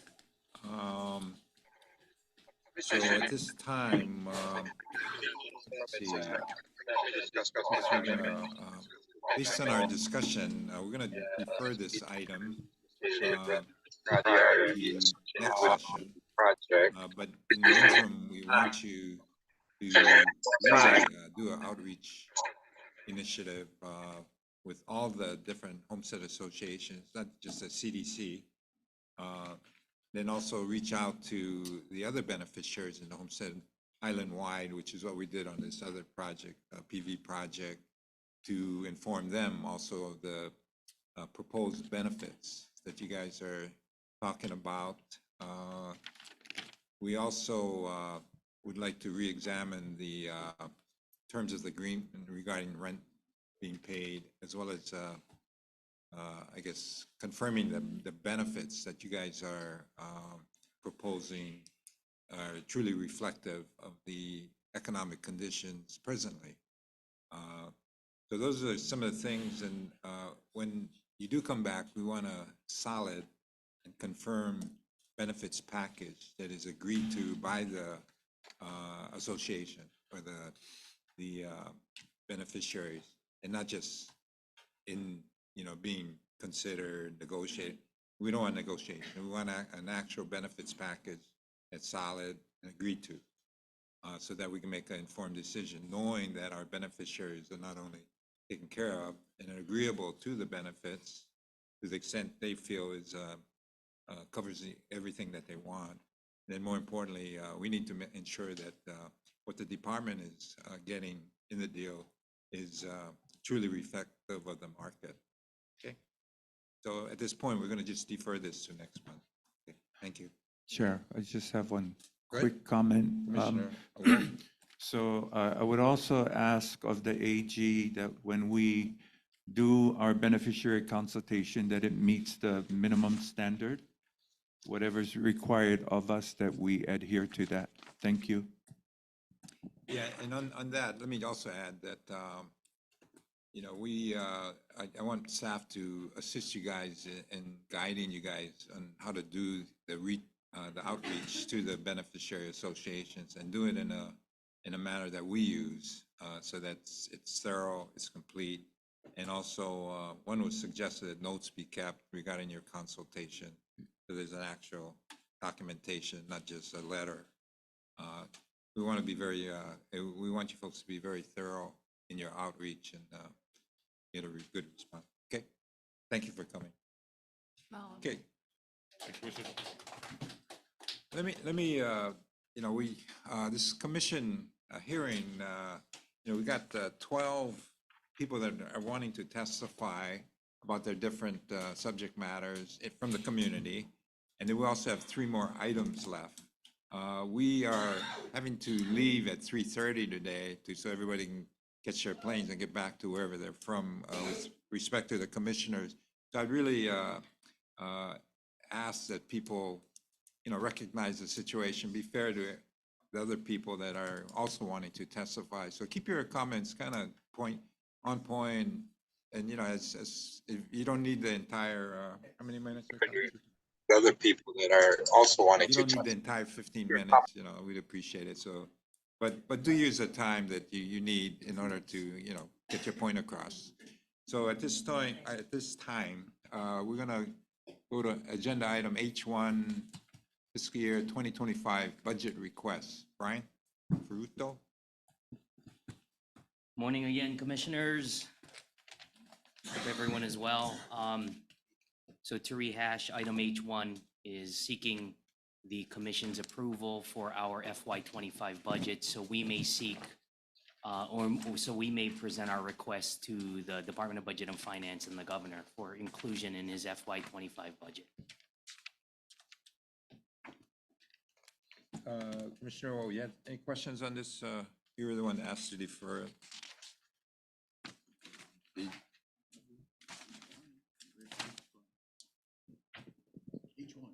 H1.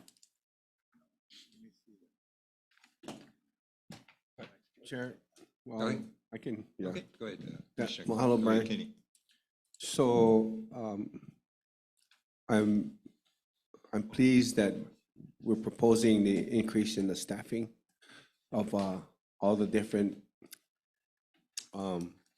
district offices. And so after, if we approve this as a commission, then this has to go to. Correct, correct. It's not a done deal. We still have to go through the whole process, the budget making process. So this is just the approval, gives us the approval to request, to put this within the executive branch budget. A governor or BNF may simply say, no, it's too much of an ask, or, you know, they may cut it back on us. Therefore, we go in front of the legislature, and of course, they have an opportunity to cut it back or increase as well. Okay. So I see on the neighbor islands, we got 3 positions, except West Hawaii, there's, I guess we have enough office assistants. Correct. There's only So 2. That is correct. So West Hawaii, the proper staffing. So the idea for each of our district offices is to get at least 1 supervisor, 1 homestead assistant, 1 office assistant, 1 land agent, and 1 enforcement officer or Okay. compliance officer. So what's in this proposal does not include the existing staff? Correct. It does not Okay. exist. It does not include. This is only new. Yeah. Okay, thank you. Chair. Commissioner Wo. Yeah, so thank you. So Brian, this is a wish list, right? That is correct. Yeah, Commissioner, so yes. I do like the expansion in services and staff, and I hope we do get it. I like that we have compliance officers slated for each island. And also, I think land agents are really important as well. So I have nothing further other than to mahalo you for bringing this forward. Thank you. You're welcome. Okay. Let's see, do we need an action to approve this? I guess so. Chair, Oh, I'd like to make a motion to okay. accept. Is there a second? Second. Okay, it's been moved in second. All those in favor say aye. Aye. Those opposed, motion carried. Thank you, Brian. Okay, the next. Okay.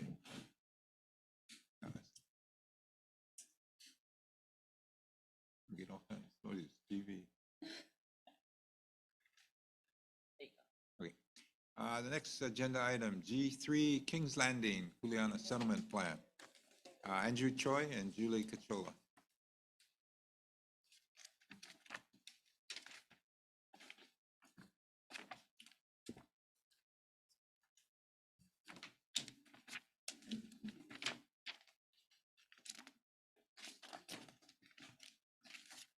Aloha Commissioners, item G3 for information only. This is an update on the department's planning process for the Kings Landing Kuleana Settlement Plan and environmental assessment. With me today, I have Julie Cachola, who's been assisting with this effort and is the project manager for this project.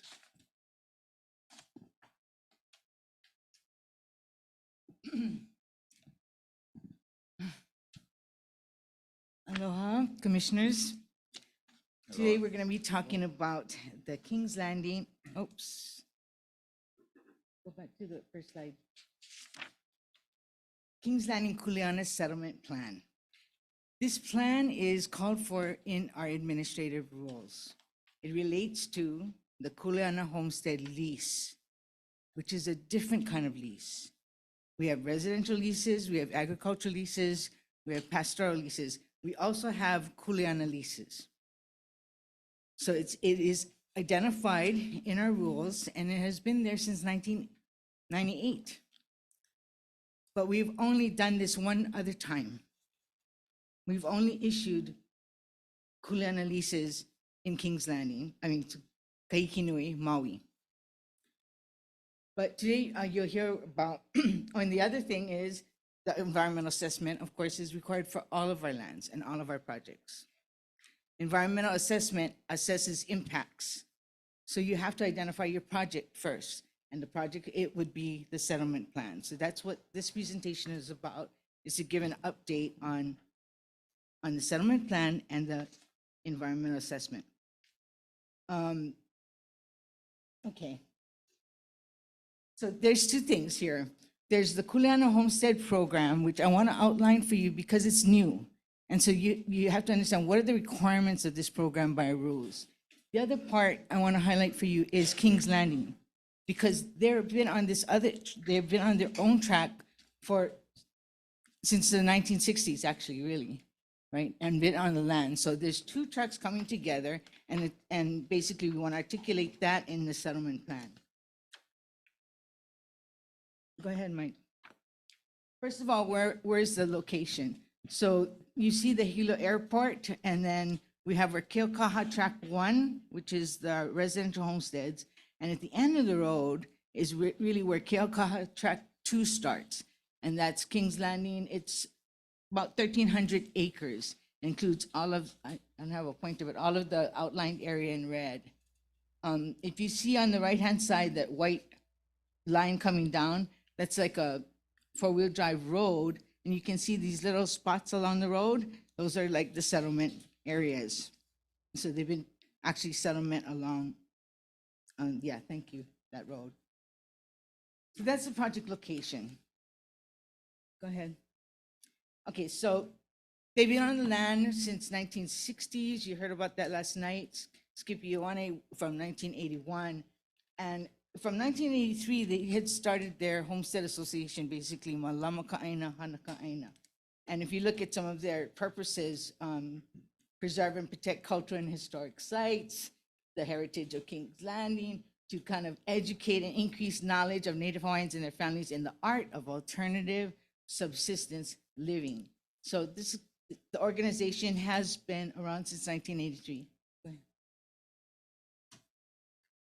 The key thing that started this whole thing is the Federal State Task Force in 1983 did a report. What happened was the Secretary of Interior and the Governor of the state of Hawaii together appointed members to this task force.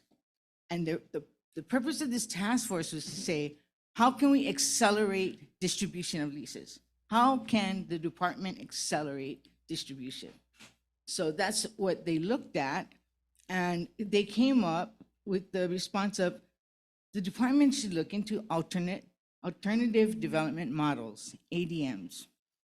And they had an idea of what these ADMs would include.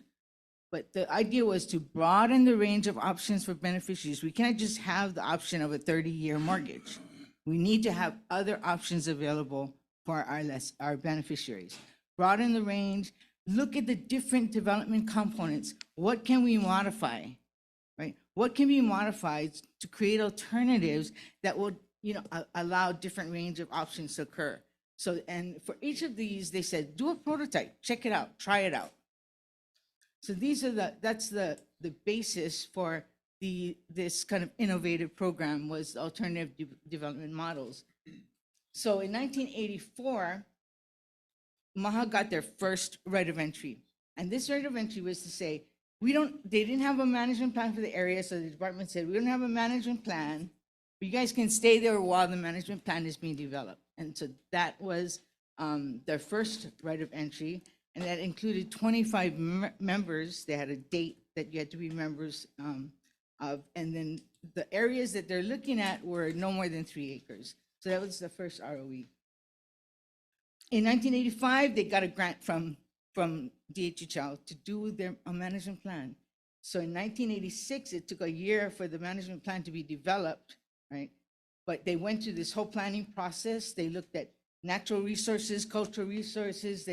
They looked at the roles of the community association in terms of the homestead association, the homestead area. They looked at guidelines for how to build a house and how to grow crops and raising animals, and especially the Ankaling ponds over there. I don't know if any other place we have this kind of resource, but it's littered with Ankaling ponds. There's water actually underneath the land there. It's attached to the ocean, right? The Ankaling ponds. they developed the Kanaka Code, which is an interesting concept. It's an affordable alternative to the Uniform Building Code. So you relax the code a little bit. So instead of studs being, say, 30, 12 inches apart, maybe you can go 24 inches, right? And you can save in just adjusting the code. So they're looking at Kanaka Code. So that was their planning and their management plan. At the same time, Kahikinui was doing their own kind of thing. In Kahikinui, they wanted to, Kahikinui is 75% of our lands. And so they're actually settling on our land. So in 1992, they presented their conceptual plan to the commission. And there was a lot of things happening at this time. The bottom line is in 1998, we got administrative rules. In 1999, Kahikinui gets their 75 kuleana leases. This is what I was telling you, the only time that we've done this before was in 1999 for Kahikinui. Maha is still doing their thing in Kahikinui, in King's Landing, but they're proving their track record. They're proving that they can be effective managers there. They even went so far as to develop a new code of conduct, which also talks about how do you build your house, how do you conduct yourself. And in 2022, okay, so what happened here is kind of interesting. So they had another ROE. This is their second one. And this one was so that they can use the land as an alternative lifestyle settlement. So that's a little different from you can use it while we're doing this plan. This was actually the ability to use it for an alternative lifestyle settlement. What happened since at the time, we changed our rules and we started doing updates of ROEs every year. And nobody let them know, basically. And so they were actually in non-compliance for a while, but they didn't know. They thought their thing was still continuing. It was oversight that they weren't included in our annual list. But that was in 2022, we're like, we need to resolve this because they were not, actually, they thought they had a ROE and they didn't. But anyway, so coming out of that, they now do, this is their third ROE. And this is, again, to wait to be able to be on the land while we're doing this management plan and this settlement plan. Go ahead. I just want to point out what Skippy then taught us, right, is that it doesn't make sense for a person to be on the list, like if you look at the conventional system, they get on the wait list and they wait for 23 years. That's the average wait time. That's right. It's like longer than that. And at some point, then they get on the line. But in order to do that, the department has all these things we have to do. We have to generate revenue. We have to allocate it. We have to build infrastructure. We have to, contract a developer, build the homes to code. And there's all these opportunity costs that is happening during this time period. The beneficiary is aging, right? The beneficiary is aging on the list. The land is not being utilized. There's big opportunity cost here. What the Kuleana Homestead Program does is to bring that point of being on the land up front. And the idea is, don't give us the land when we're 70. Give us the land when we're 30. And give us the land when our minds and bodies are able to do something on the land. And that's what happened here. And then you can raise generations. So we're on our 4th generation at King's Landing right now. These kids, all these generations have been able to see how their parents have been able to deal with this. So what we've done is to truncate that time up front. We reduce the amount of things that the department has to do. All we have to do is a settlement plan, which is required. We do meets and bounds for a lot, and we get paved access or access to the lots. That's the 3 things we need to do, and we step out of the way, basically. That's so that we can get them on the land sooner, and basically rehabilitation can happen sooner. The other thing is there is 2 types of rehabilitation. At that point, you're the individual building your home, your family, and then there's also a community economic development component. So these are the rules, and actually I have a copy I'll leave with you. But the purpose of this homesteading program for Kuleana is to do settlement on unimproved available Hawaiian homelands. It defines roles and responsibilities for the commission, DHHL, and for the lessees. And it identifies 3 programmatic elements. Go ahead. So just really fast, this is site selection and the wait list, basically that the commission decides on the wait list to use. Then there's a settlement plan that's required, as I explained to you. And then we go into our normal design and construction, but this is only for like getting access to the lots. And then there's the whole empowerment thing. So the Kuleana lease for the community, and there's a requirement to be part of a community association. And then that community association could have rules. They have the ability to develop their own building codes that would be approved by the commission. They have the ability to develop their own permitting system. So that's all points of empowerment after that they get the lease. Go ahead.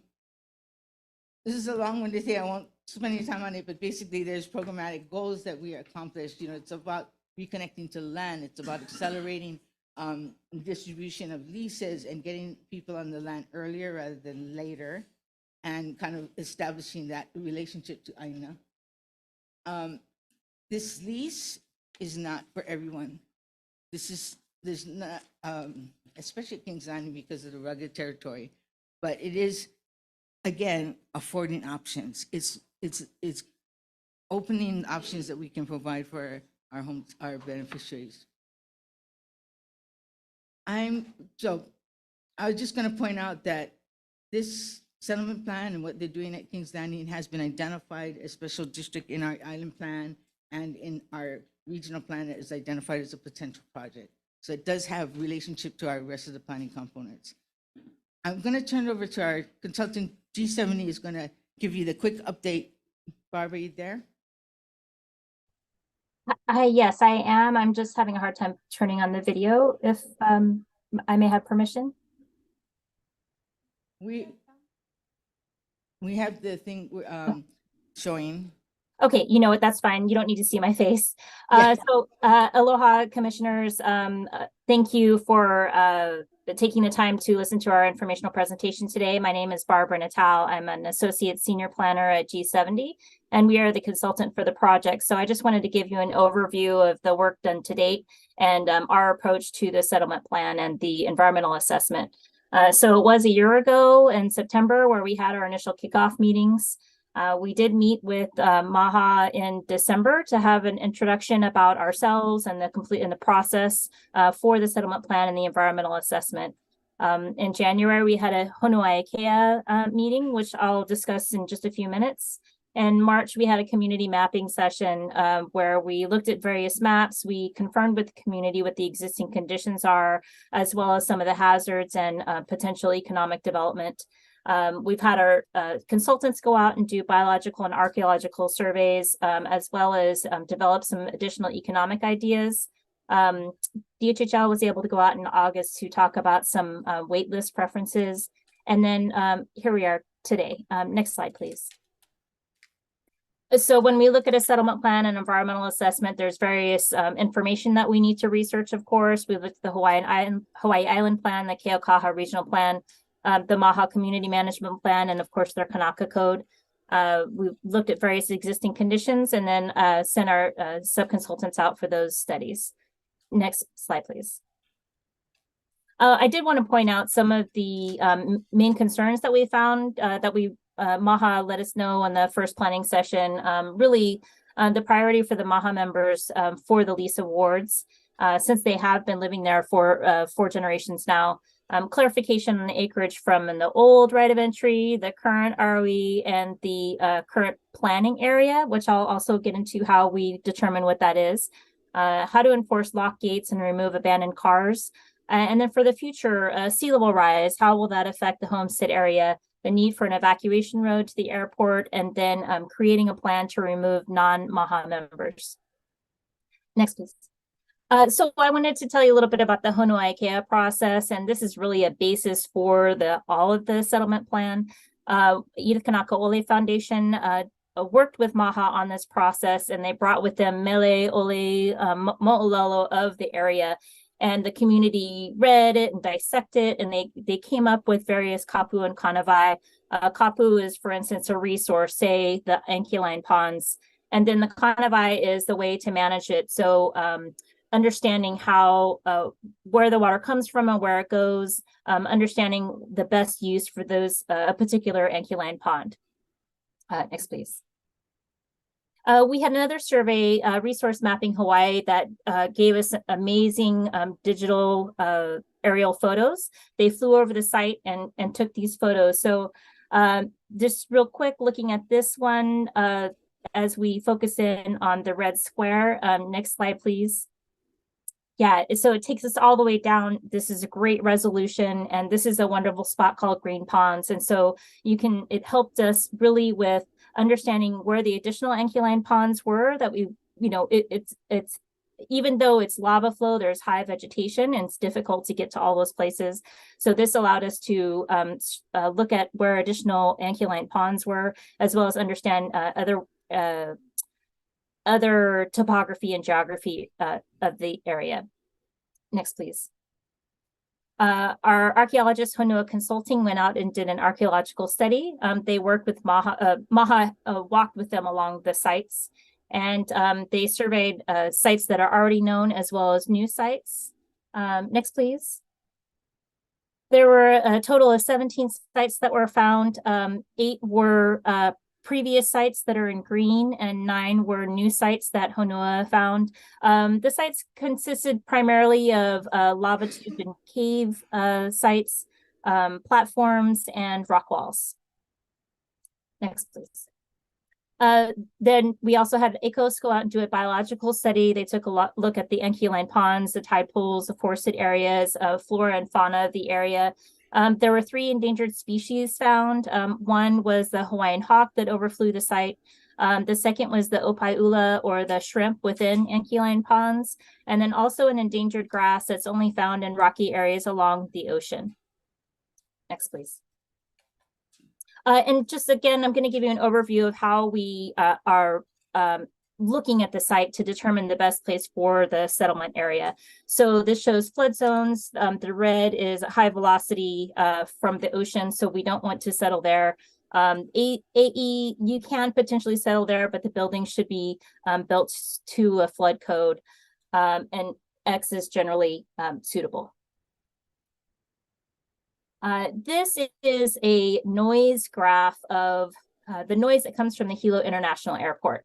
And so these lines represent the DNL, which is the day to night average noise level. You'll see the darkest black line in the middle, that is the 65 DNL. And according to federal standards, thank you, according to federal standards, anything within that is not suitable for human habitation.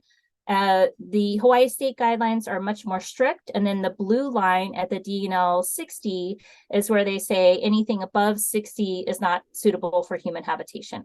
So we'll go ahead and next slide, please. You can see here on this slide where that 60 DNL line was cut out from the TMK. And then, so even though, and then the yellow area shows that areas for potential homesteading. So even though it's not advisable to put homesteads there, you can still have other uses such as agriculture. And then the sea level rise levels also on this particular slide to show potential areas that would not be suitable. Next slide, please. So then this is a result of putting just these different slides on the flooding, the sea level rise, and the noise DNL onto the site, and to determine what would be the best places for homesteading. Next, please. And then Julie, I'll go ahead and turn it over to you. Thank you. Mahalo. So we've done a lot of work already. There's still more work to do. And so on the beginning of October, we're gonna have a 2-day kind of charrette scenario where they would do small group work. I call it the time when we roll up our sleeves and we go over maps and we're drawing stuff in. But, you know, we have to identify the land use types, the lot sizes, how many lots we want. So it's a work session with Maha. And then the next week, it's a quick turnaround. 1 week out later, we come back with kind of like the preferred layout and we discuss what they came up with, the results. Now, we've been working with Maha because they're the people at Kings Landing, but we also have beneficiaries in Hilo that we need to bring along in terms of what's going on. So our first beneficiary consultation meeting will be in late October, when we will meet to present to the rest of the beneficiaries the proposed plan that they come up with.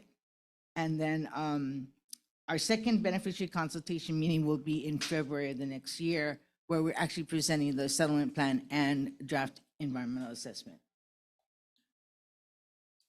But even when we finish that, we're still on phase 2, right? We still got a long ways to go in terms of actually developing and kind of, you know, on the land part. So we will be finished, that will finish phase 2. After that, it would still have to go into, you know, the design and construction of the roads.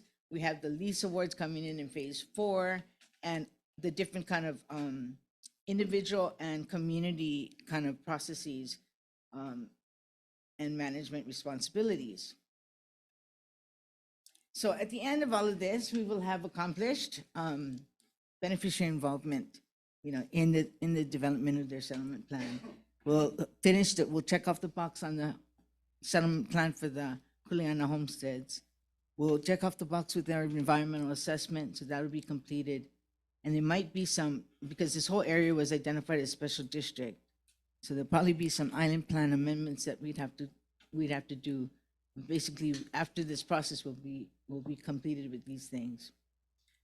There are still some unresolved issues that you're gonna continue to grapple with as a commission.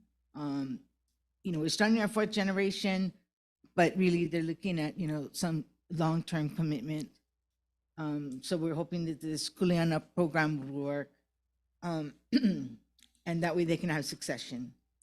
And it's a real big problem that the non-Maha elements have been coming in, causing trouble. There's no lock on the gates. There's those kind of issues that we're still gonna have to grapple with. The ROEs have helped. They have 3 already, but really what we're looking at is a longer-term solution. Thank you.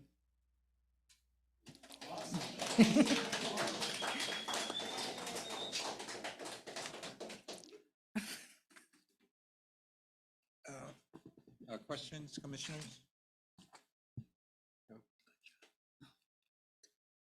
Commissioner Kalekini? Andrew, Julie, thank you for that great presentation. So in listening to all of beneficiaries, there's a lot of interest in beneficiary consultation. So you mentioned that's taking place. And did that already start? We don't have anything to consult with yet. We're still Until you get the developing- plan? Yeah, until we Okay. get something to present. to Oh, them. so that'll occur once we have put everything End of together. October. Okay. Yeah, to reiterate, the first beneficiary consultation meeting with the larger beneficiary community will be in October. I believe it was October 24th. Yeah, I know, because I know the interest with our beneficiaries in Kings Landing, because we formed the PIG with Commissioner Owo and myself and former Commissioner Kaapu. Yeah, very good group there, Maha. But they do have challenges with trespassing, Chair, in the area. So we have very good working relationship with the county police folks. So we still need to resolve that, yeah. And so time frame wise, as we move on, do we have an anticipated time frame for awarding leases? We have a time frame that takes us to the end of the planning process right now. When we get to the end of the planning process, we hope to come back to commission with the timeframe for the next phases. But right now, we just have the timeframe to get to the end of the planning process. And that's at the end of this year, then fourth quarter timeframe, the planning process. We're looking at the first and second quarters of 2024 to get through the planning process. Okay, that's helpful, for our beneficiaries to know a timeframe and for us as a commission to know also. And so is this kind of based on a template that how we did Kahiki Nui? Or is there differences, Andrew? It's different. Okay. It's different. In what way? I mean, for one thing, the resources are completely different, right? And so, you have to look at it differently. They didn't really have access to the land, so they didn't have that. I'm sorry, they didn't have access to the land really, so they didn't have that kind of knowledge that these people have. Generations having been there, so they kind of really know what the resources are. That's different. They were looking at pastoral uses because that's what we were doing. We were general leasing Kahiki Nui, thousands of acres for ranching. So that was what they're trying to do is to take over that general lease and be able to do homesteading. So it was completely different. Okay, so when we get to the point when we can award, like what we did at Kahiki Nui, did we go like to a wait list or what's the process gonna be? Because they knew they wanted to have pastoral uses, they took the Maui pastoral list. Okay, how about King's Landing? We're not there yet. Okay. We have ideas. So we'll have follow-up meetings and. Thank you, Chair. Commissioner Wolf? Yeah, thank you. So Andrew, end of planning process, first or second quarter of 2024?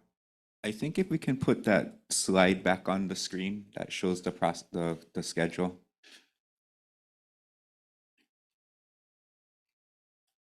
Not that one, the one before.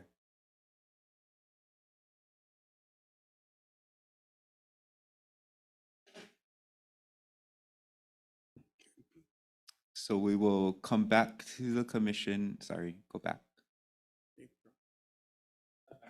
No, the one with the table, please, with the schedule. Yes, thank you. We'll be coming back to the commission with the draft environmental assessment. Sorry, I got to read through that.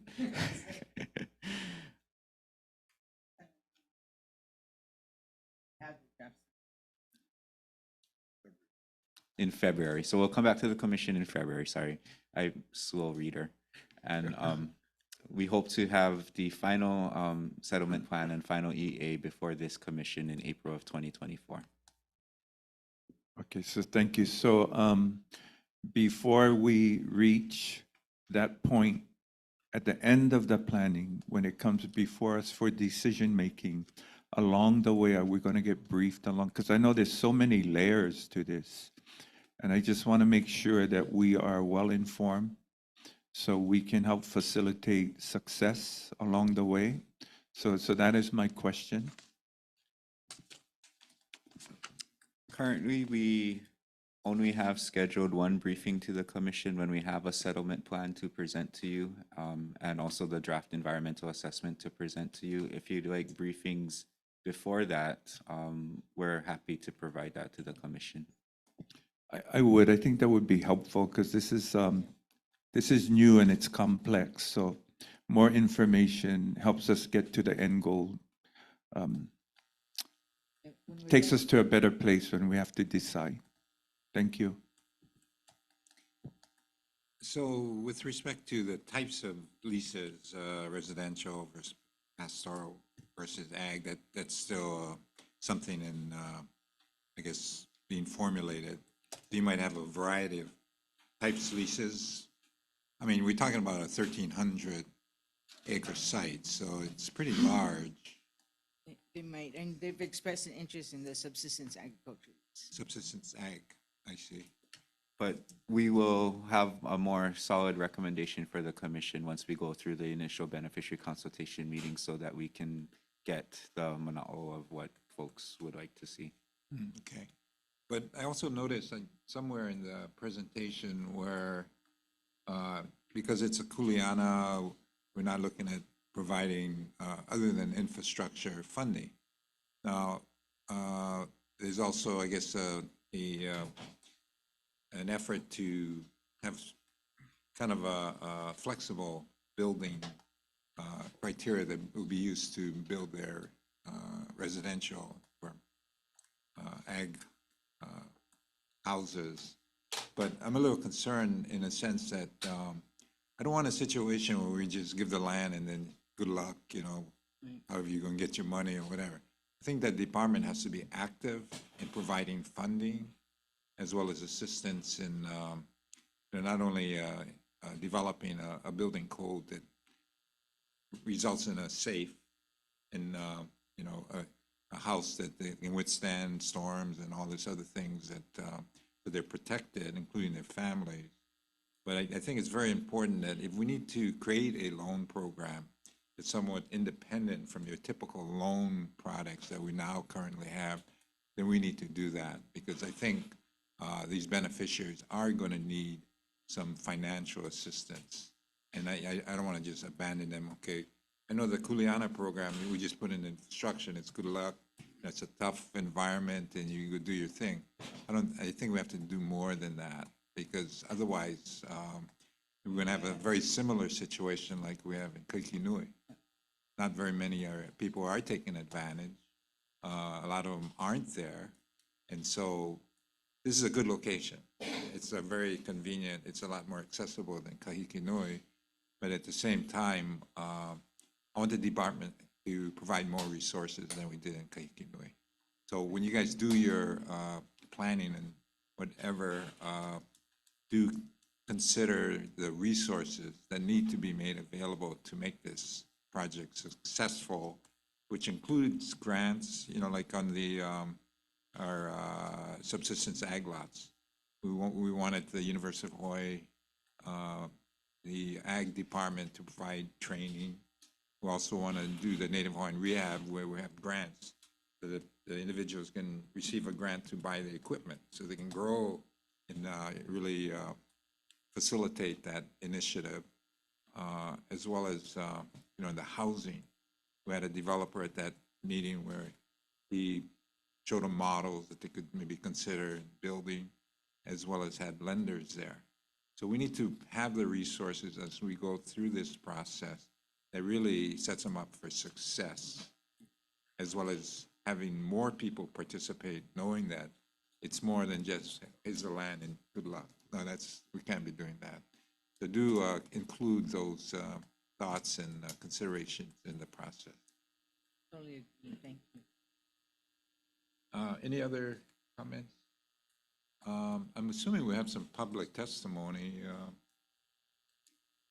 No? Oh, J agenda. You're on the J agenda. Okay, hang on then, hang on. Okay, anything else on the presentation? Okay, thank you, Julian. Thank you, guys.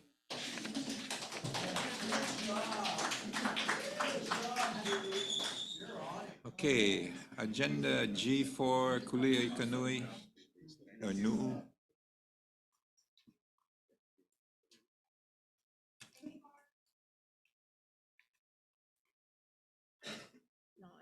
Yeah, take it. Thanks, Julie. What is this, Julie? Yes. Can we defer this one? Okay, we're going to defer item G4. What's the next? Yeah. Okay. Okay, we're going into the J agenda. So again, we have about 12 people that are going to testify. And so if you could keep your comments kind of concise and be considerate of the other people that want to go. Okay, and who's the first? First one is Aina Alzai. Oh. Oh, okay, the Skippy, Aina Aloha, Gracie, Herman, NOI. Whoever wants to come up. You, okay. Aloha. So I just want to take an opportunity to, I guess, kind of share how it's going to go. So I'm going to briefly describe the MAHA website, go into my J agenda, and then call up our other MAHA members who have also signed up for J agenda. Okay. So last night, I had an opportunity to share with the community a rough timeline describing, you know, our narrative and our story. And I wanted to highlight where I put this information from so that the commissioners and the larger community also have the opportunity to go and view it. So I think 2 years ago, we received funding from Hawaii People's Fund to create a MAHA website. And so our website is malamakainahanakaina.com. And it highlights, this is us, that's me as a child growing up. We were doing a community fundraiser at the Derby, selling Kalua pig. And so the front page, can you scroll up just a little please? Thank you. Oh, right there. So I kind of organized it to show the foundation of who we are as a community. And so the village of King's Landing is home to the Hawaiian beneficiaries who followed their na'au back to Aina. Each ohana cleaned and prepared their land with their own hands, laid the foundation for their homes, and raised their keiki on the Aina. The village, the King's Landing Village and the Maha Community Association are evidence of a successful alternative development model for Hawaiian homesteading. The villagers' rehabilitation is achieved by practicing ohana sovereignty, community self-governance, self-determination, ohana subsistence, and living with Aina. And then following, can you scroll up some more? Yep. There, no, down, sorry. I captured videos. So I interviewed our kupuna, and this is actually a video of that guys back in '92. And then all these videos are interviews of our kupuna and how sharing their experiences while being in King's Landing. The second tab is the last one I would describe is Land Back Journey on the top, please. The tab, Land Back Journey. Land Back Journey is where I pulled all the information to share with our commissioners last night, and I have a copy which I'll pass out at the end. It describes the land tenureship of King's Landing beginning in the time of Kalania Pu'u, giving it to his son Kivala'o, and eventually documents when King's Landing became a part of the department's inventory in 1921. And then this tab will continue to describe our community's continued land tenureship of King's Landing. And then this next tab, Kuleana Homestead, describes where we are now with working with the department for our land settlement. So please take the time to watch the videos and read through our timeline.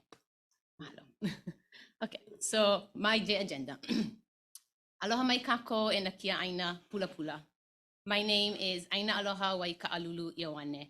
I was raised in the Aina Pula Pula of Waika'alulu in the subsistence fishing village of King's Landing in the Ahupua'a of Waiakea on Mokuakeawe. During the time of my great-grandfather, Grandpa Ioane, our kupuna were told to leave all things Hawaiian in the past, that it was old and not progressive in the new Hawaii, including our language, our customs, and our traditional practices. This cultural suppression encouraged our ohanas to send their keiki away from Hawaii to be educated and be more experienced. This exodus of our lahui sits heavy in the na'au of our kupuna, of our kanaka today, and it has nurtured my generation to serve as leaders in our cultural revitalization. Waika'alulu is the bay at King's Landing where Mom gave birth to 5 of her 6 keiki. During the Hawaiian Renaissance of our time in the 1970s, Dad and Mom, as well as late Kauka Eme Aluli, wanted to strengthen all things Hawaiian. Dad wanted to be independent and wanted to increase or strengthen his self-determination as a Native Hawaiian, living on Hawaiian homelands. And so Uncle Emmett supported Mom in delivering her keiki at home at Waika'alulu in King's Landing. Because of Kauka'aluli's preparation, my sister, Akolea Ioane, was born at home in King's Landing. She is now a physician in Kapolei at the health facility founded by the teachings of Kauka'aluli, coming full circle to contribute to Uncle Emmett's dream of supporting all things Hawaiian. I'm the 3rd child of Mom and Dad. My name, Aina Aloha Waika'alulu, shares the experiences of aloha and reciprocation my ohana have for the Aina of Waika'alulu, King's Landing. My name is a pule and a commitment to the Aina. My parents sent my siblings and I to Kekula Kaiapuni o Keaukaha Hawaiian Immersion School, one of the first implemented Hawaiian immersion programs in the state, so that we may strengthen our communication with our kupuna. Mom and dad also put us all in halau at the age of 5, and I have been dancing for halau kikuhi for over 30 years. Oh, I know, amen.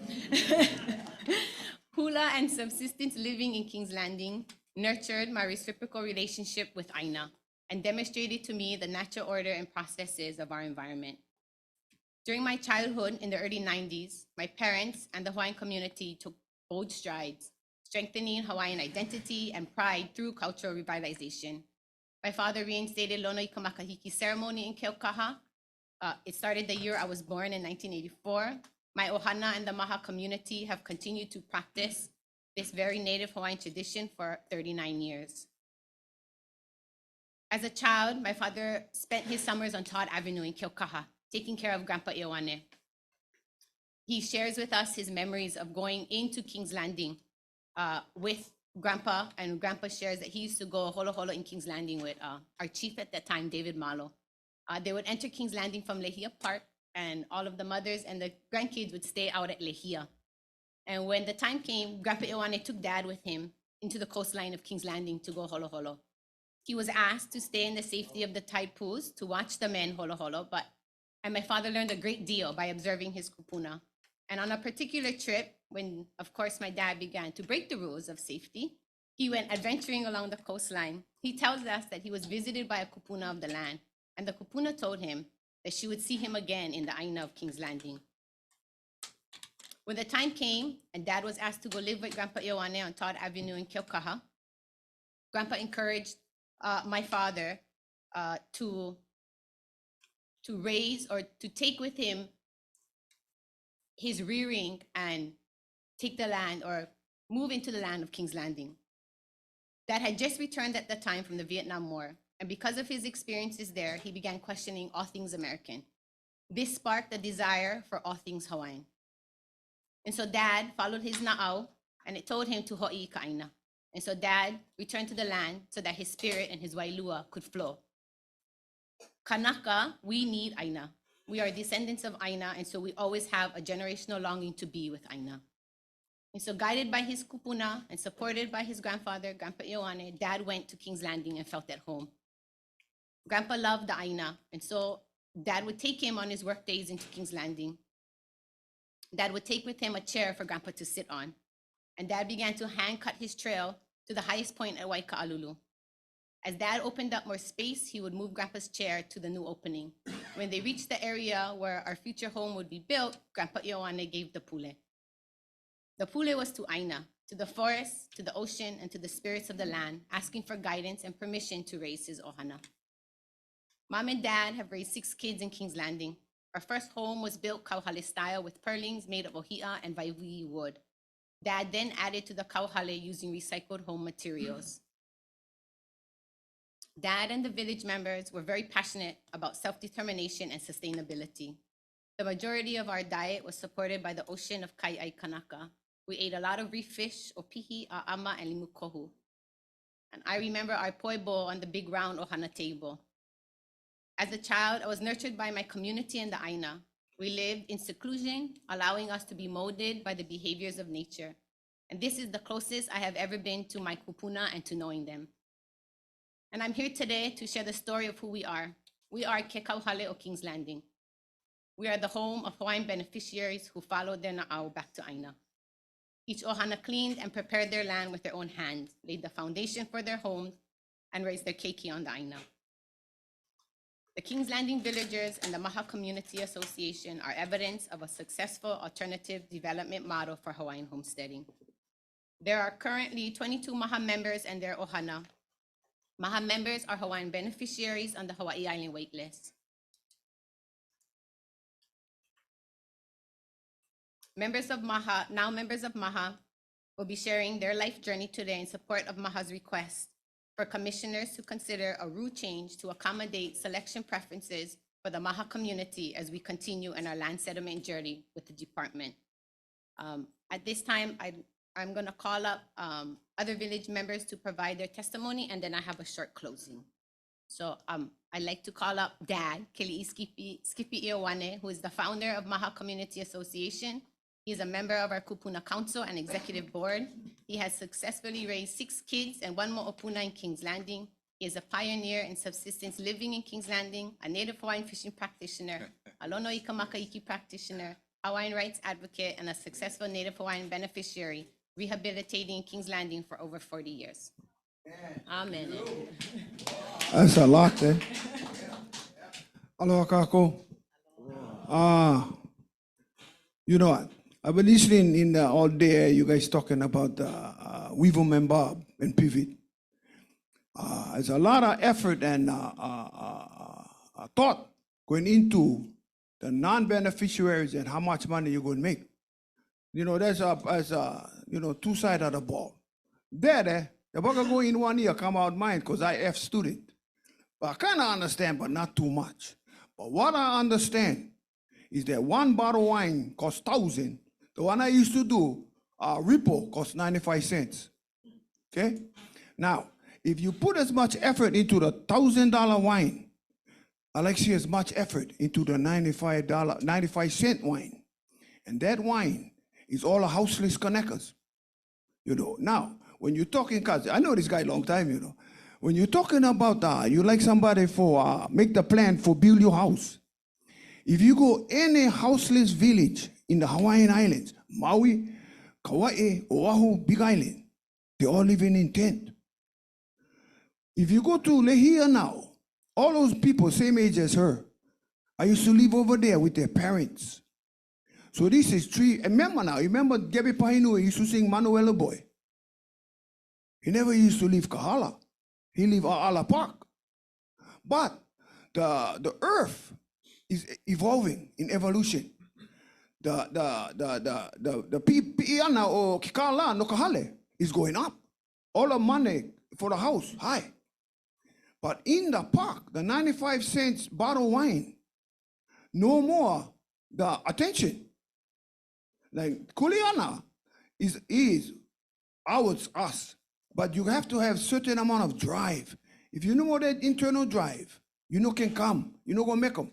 Yeah. So if you look at the 95 cents bottle of wine, that's where I see no more pay attention from the department, from Manuela Boy's time.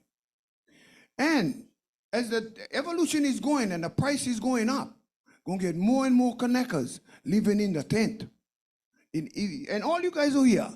You're not Lolo, eh? Or else you wouldn't be here. You guys gotta have Lilo Akamai. So if you look at the tent, what you think going on? What is that, you know, what do you call it in a medical term? Is a symptom. See, drugs is not the problem. The problem is the problem. So when I look at the tents, Kali, and all you commissioners, they're living on county park land. As you guys Kulana, as our people. How come we don't more land on the side for them camp? You know, the guys, if you're on the waiting list, why you know can camp? They're experts in living in tents. The people in the tent now, I know their parents used to live in tents. So, what I'm trying to get to is the determination inside the now of the person going to determine the effort you put into your life. The people in a tent get moloa. If you're stupid and you go on Hawaiian homes, that don't make you smart. You're going from stupid A to stupid B. So what I mean is, if you get a land-based Hawaiian homes and they're beneficiary and they're lazy and they're kapulu, that don't make them any less 50%. You guys just no more on program for them. So you get all the lazy kapulu guys in Village A as Hawaiian homelands. When they live over there in the tent, they're expert. But the difference is, when they live in a county park, they live in fear. Policemen will come roust them. That's why they stay in court, ACLU. But the point I'm trying to get, if you're going to evolve with the planet, you got to evolve with the situation that never change. So I get on plan A, plan B, plan C. By the time you come King's Landing, your drive is in Village C. Village A is the guys you see in Moloa, the Kapulu, they piece right out the tent. But they still at 50% Hawaiian. You know what I mean? You cannot just always only go to pivot and all the guys who go make solar panels and multi-billion-dollar business. What about the 95-cent wine? That bago gonna be Kapulu and all that, but he's still it or her is still at 50% Hawaiian. I would like to see this commission understand, put a little dignity into the poverty. Because they're poor ass Kanaka's, and they're gonna stay poor. You guys know who's E.M. Tongi? Anybody there hear him? What he said? He got priced out of paradise. And when I see the governor smile up, shake his hand, the mayor shake his hand, none of them will answer his question. How come he not can come back home? So what I like to see is when the rich guys from MAGA, you know who's MAGA? Donald Trump's howlies. When they come down here with the $1 billion house, that's the only guys can leave Hawaii now. I like to pass on houseless village Kanakas on Hawaiian homeland. I'm going to tell you guys about the lease, because if he's lazy, maybe his child not as lazy, but it's something else. When the MAGA guy passed the Hawaiian home guy in the tent, I like to see the Hawaiian go like this to him. Nah, nah, nah, nah, nah, nah. I made it. You know, instead of living in fear and no aloha from the Matuhine Aina, where that baby come from. Okay? I've been, not you, by the time I figure this out, you know was. But I was talking to Willie, Isla. And I would try to explain to him about Tent City. You know, like, so I listen to you too. There's certain amount of independence you're not quite ready to offer to the Hawaiian. Because in certain sense, like we said, they are moloa, they are stupid. But when you get a certain amount of drive, in my village, when I had 100-mile-an-hour wind, 3 houses lost their roof, Keaukaha. Only 1 house, King's Landing. That's a true story, you know, because it was on the road. Me and my brother had to break them down and rebuild the house, but came smaller. So, you know, like necessity is the mother of invention. So I think, excuse me for going off, I power already. From the Kuleana. Okay, I power. But what I mean to say is there's levels of now. So that what you are going to expect out of them in the tent, you should still offer them the dignity of their poverty. Okay? Also, mahalo. Okay, thank you.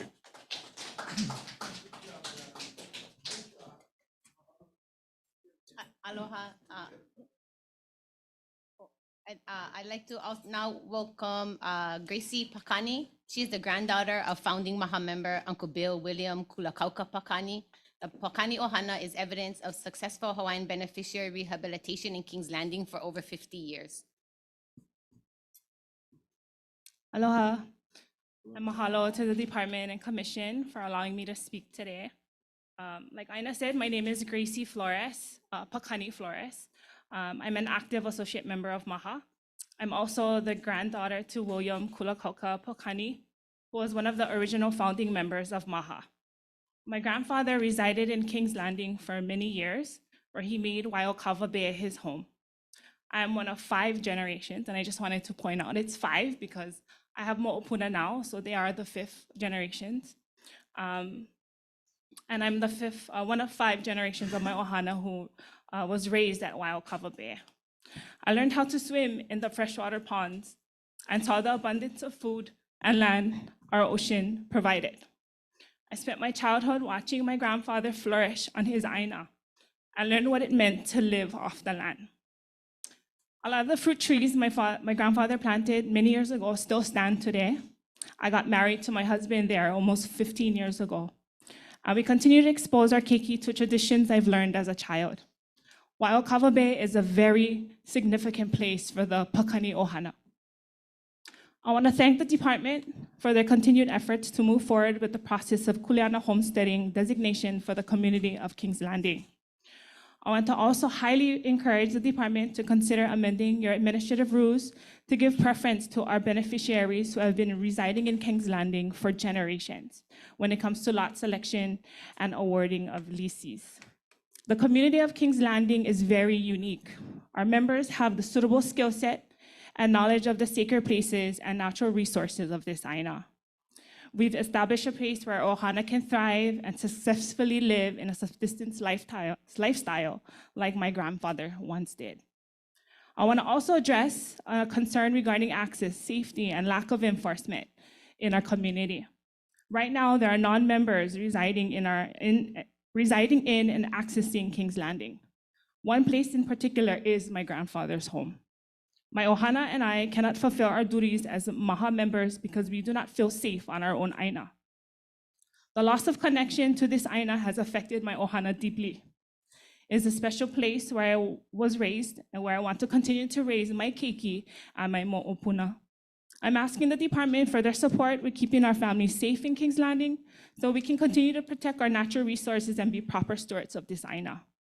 Thank you again to the department and the commission chair for addressing the concerns of our community and your consideration with the rule change to accommodate selection preference for Maha members. Mahalo. Thank you.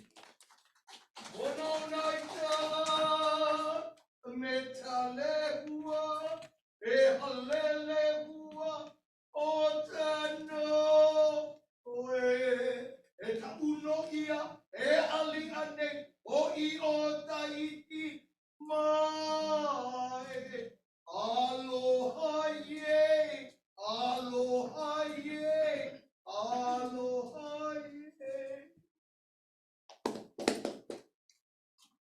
Thank you, Auntie. Now is Lehua Ange, daughter of beneficiary Joseph Ange, raised in King's Landing, has raised 4 boys in King's Landing, and is successful Native Hawaiian successor, rehabilitating in King's Landing for over 20 years. Aloha, my name is Lehua Nani Ange. I've been with Malama Ka'aina Hana Ka'aina in King's Landing since 1998. Since I've been there, I guess to not drag this story out, my father, he was a single father, he's single dad, raised my brother and I in King's Landing. He taught us to live off the land, to live off grid. And this was after I had just moved back from the mainland. So this lifestyle was very different than I had ever lived before, but it was everything I think I needed. It was everything that my father needed. He was a Vietnam vet and didn't know how to manage on his own after my parents got divorced. And so it was interesting to see how King's Landing rehabilitated him. He was able to spend time with my brother and I and connect us to the land, how to live off of the land and how to live off grid. He taught us to cook and just to connect with our neighbors. And it was a beautiful, and still is a beautiful lifestyle. I just want to reiterate that now that I'm the treasurer and growing up watching our parents govern our association, I knew it was something that I had to do too. And so just I've been continuing to be a part of it along with everyone else. And Uncle Skippy having been one of the first founders, Uncle Bill having been one of the, Pakani having been one of the first founders. I thank them so much for being those advocates for people like us, because now we're able to raise our kids. And like I was saying, I have 4 sons. My father passed away before we were able to succeed. And I, of course, don't have quantum. And my kids are 47% and they don't meet quantum. Luckily, their father, Jonathan Wipa, who wanted to be here today, and unfortunately he's not able to attend, he's been a part of King's Landing or Malama Ka'aina Hana Ka'aina since 2001. We've been together since 2001. And so that's why he's been a part of our association. He's been the president at one time. We've all kind of played our part in helping to govern and sustain the rehabilitation program that we're in. And I just want to mention that everything that we do is in unison together. Any problems that we do have, we have a process for. We couldn't do it without each other. I do want to ask for preference to the administrative rule to keep us to continuing, to be able to continue residing on the land and governing ourselves the way we do, because I don't know how it would work without the process that we built together. This is my extended family. My kids run freely with their neighbor, which is their family, their cousins. It's just something that is a dream to me, and to be this close to possibly being able to leave something behind for my kids is everything to me, and I'm sure to anyone else who's in this room. Thank you so much. Thank you so much. Thank you.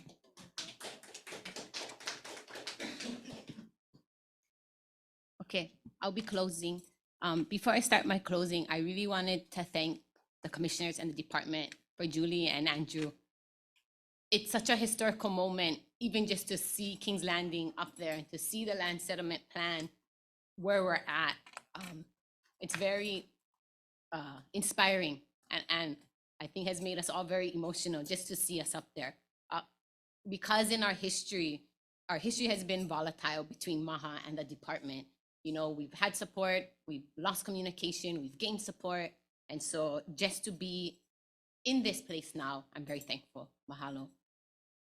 I have two more community issues to bring up in my closing. In our continued support for Maha's success, and our other community members have also brought it up, we are requesting an update from our land management division. Staff as well as the commissioners are very aware of our longstanding accessibility concerns that Maha has been experiencing.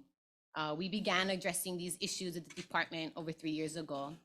And at the beginning of the summer, we began movement on this process. However, we have kind of been stuck in limbo since June.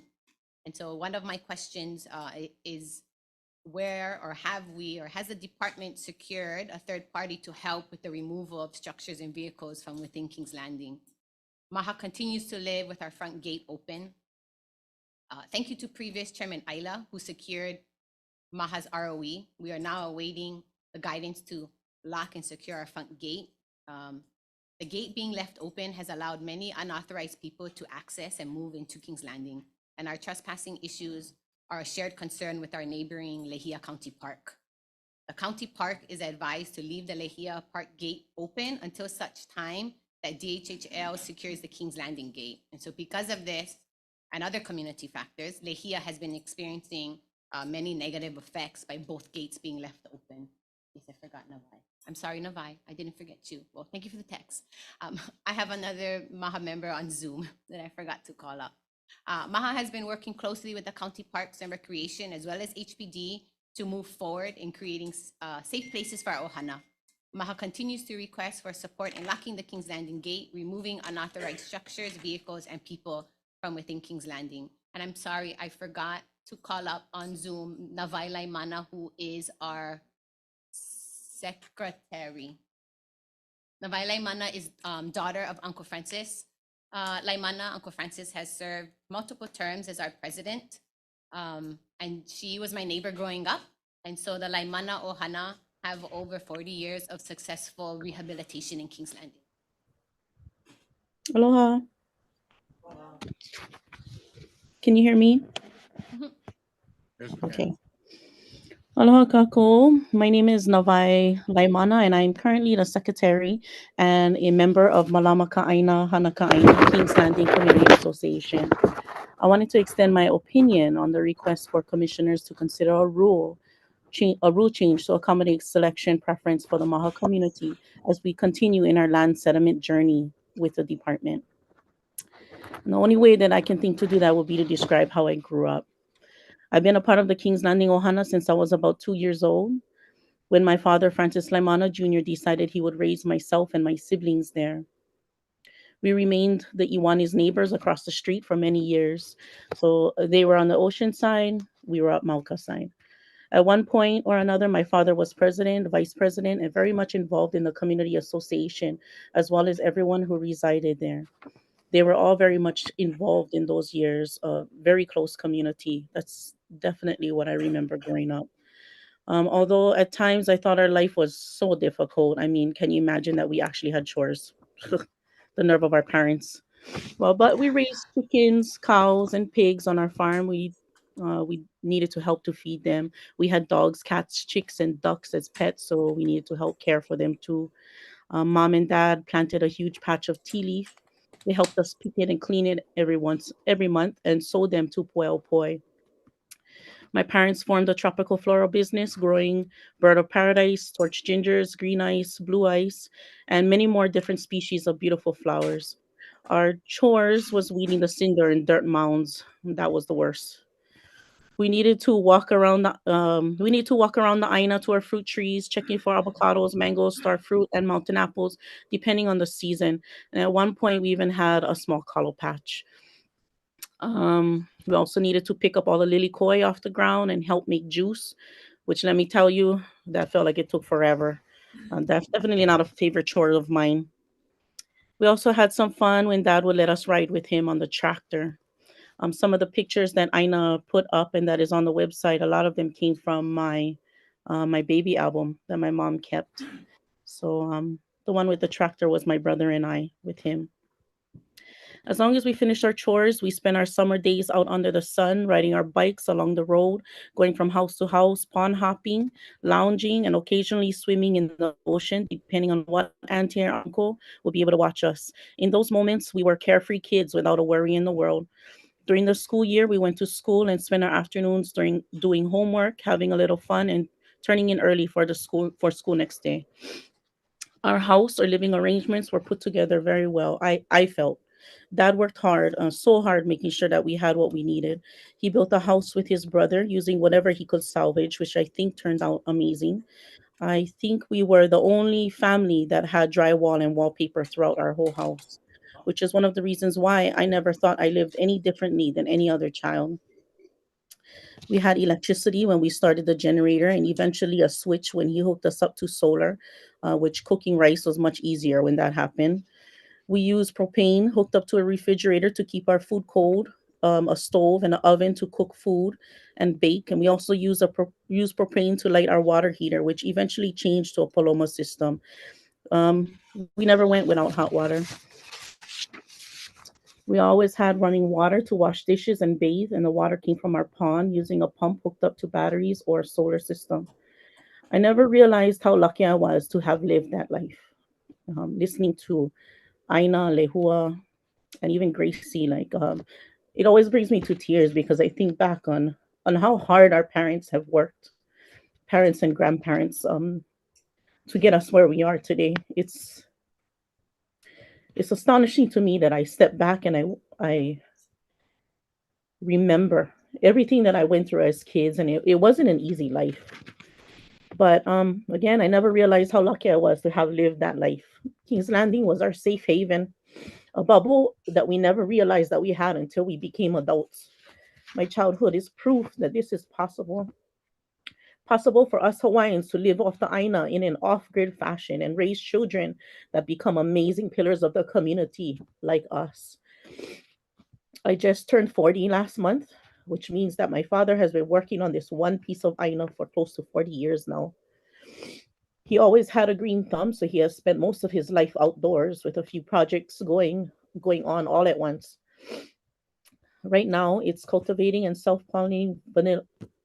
Right now, it's cultivating and self-pollinating vanilla beans, which is it's a bit difficult, but it's a long process, but he's trying that. We also still keep up with the yard and clean around the house as much as we can.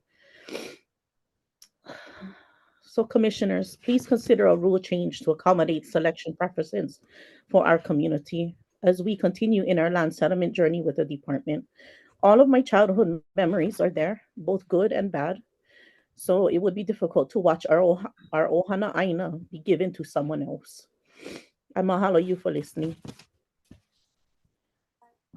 Thank you, Navai. Um, In closing of today's testimony, the community continues to be concerned about the continuous sewage being released at Puhibe in the homestead of Keaukaha. This polluted water directly affects Maha's life source and subsistence fishing practices. We are also requesting that the department work with the East Hawaii beneficiaries of Keaukaha, Panaeva, and Kings Landing to find sustainable solutions to the pollution of our ocean waters, ecosystems, and reef fish. In reviewing the beneficiaries' testimonies of the late 80s recorded in the Ku'uhome'i Keokaha anthology, our kupuna were and continue to be great fishermen, collecting ai from our ocean resources. It is our kuleana to make conscious decisions today to secure a safe and clean environment for our keiki. Mahalo nui to the commissioners, to the planning department, to Julie and Andrew. I'm very thankful to be a part of this opportunity. I'm thankful that Dad and that our village members are here for this opportunity. Mahalo. Thank you very much, and thank you all of you that shared your experience in King's Landing. Our next testifier is Kaiulani Almeida. Howie.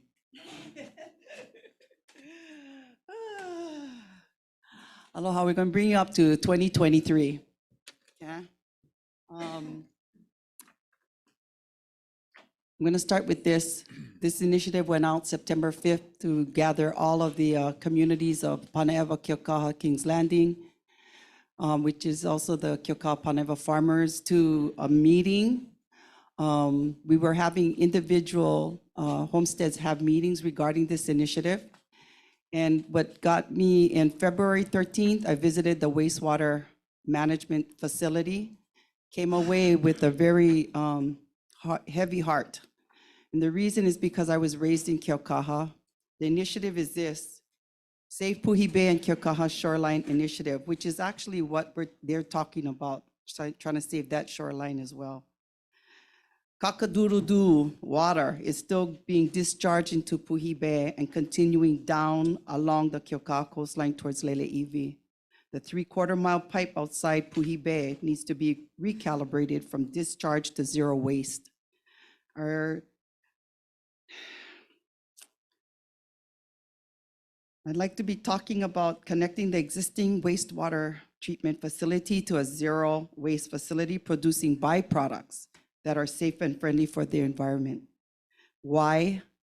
So our Levi'a can use the clean shoreline to gather me'ai for our ohana. Right now, we gather from the mauka, yeah, we get the pipi, etc., pig.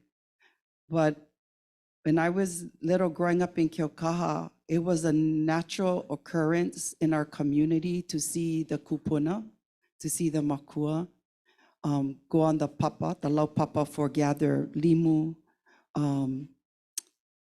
stuff from the lau papa. And as I look at it through my grown-up years, it's almost non-existent. The diving in the water, the fishermen throwing net, the people gathering from the lau papa that they used to. Now the stories have been changing on the kupuna level. So we want to bring that back. And this urgent initiative of support is being broadcasted from Kings Landing, Pane'ewa, Keokaha, Kamana, Pi'ihonua, Hawaiian homestead communities. I want to ask that the commission consider my guest, Brittany Zimmerman from Yamei, to come and do a presentation for you about this facility. Because I thought that that pipe was closed when the UH took it over, only to find out in 2023, February 13th, that it was the last discharge is still being discharged into Puhi Bay. I just want to let you know that there's the break wall, it's on the outside, so actually, it's on the outside, so it comes back in and goes along the coast. Needless to say, we should have taken care of this many years ago. So there's kind of like a desire to rush the process of allowing us to do this presentation to the commission. So I would like to introduce Brittany Zimmerman.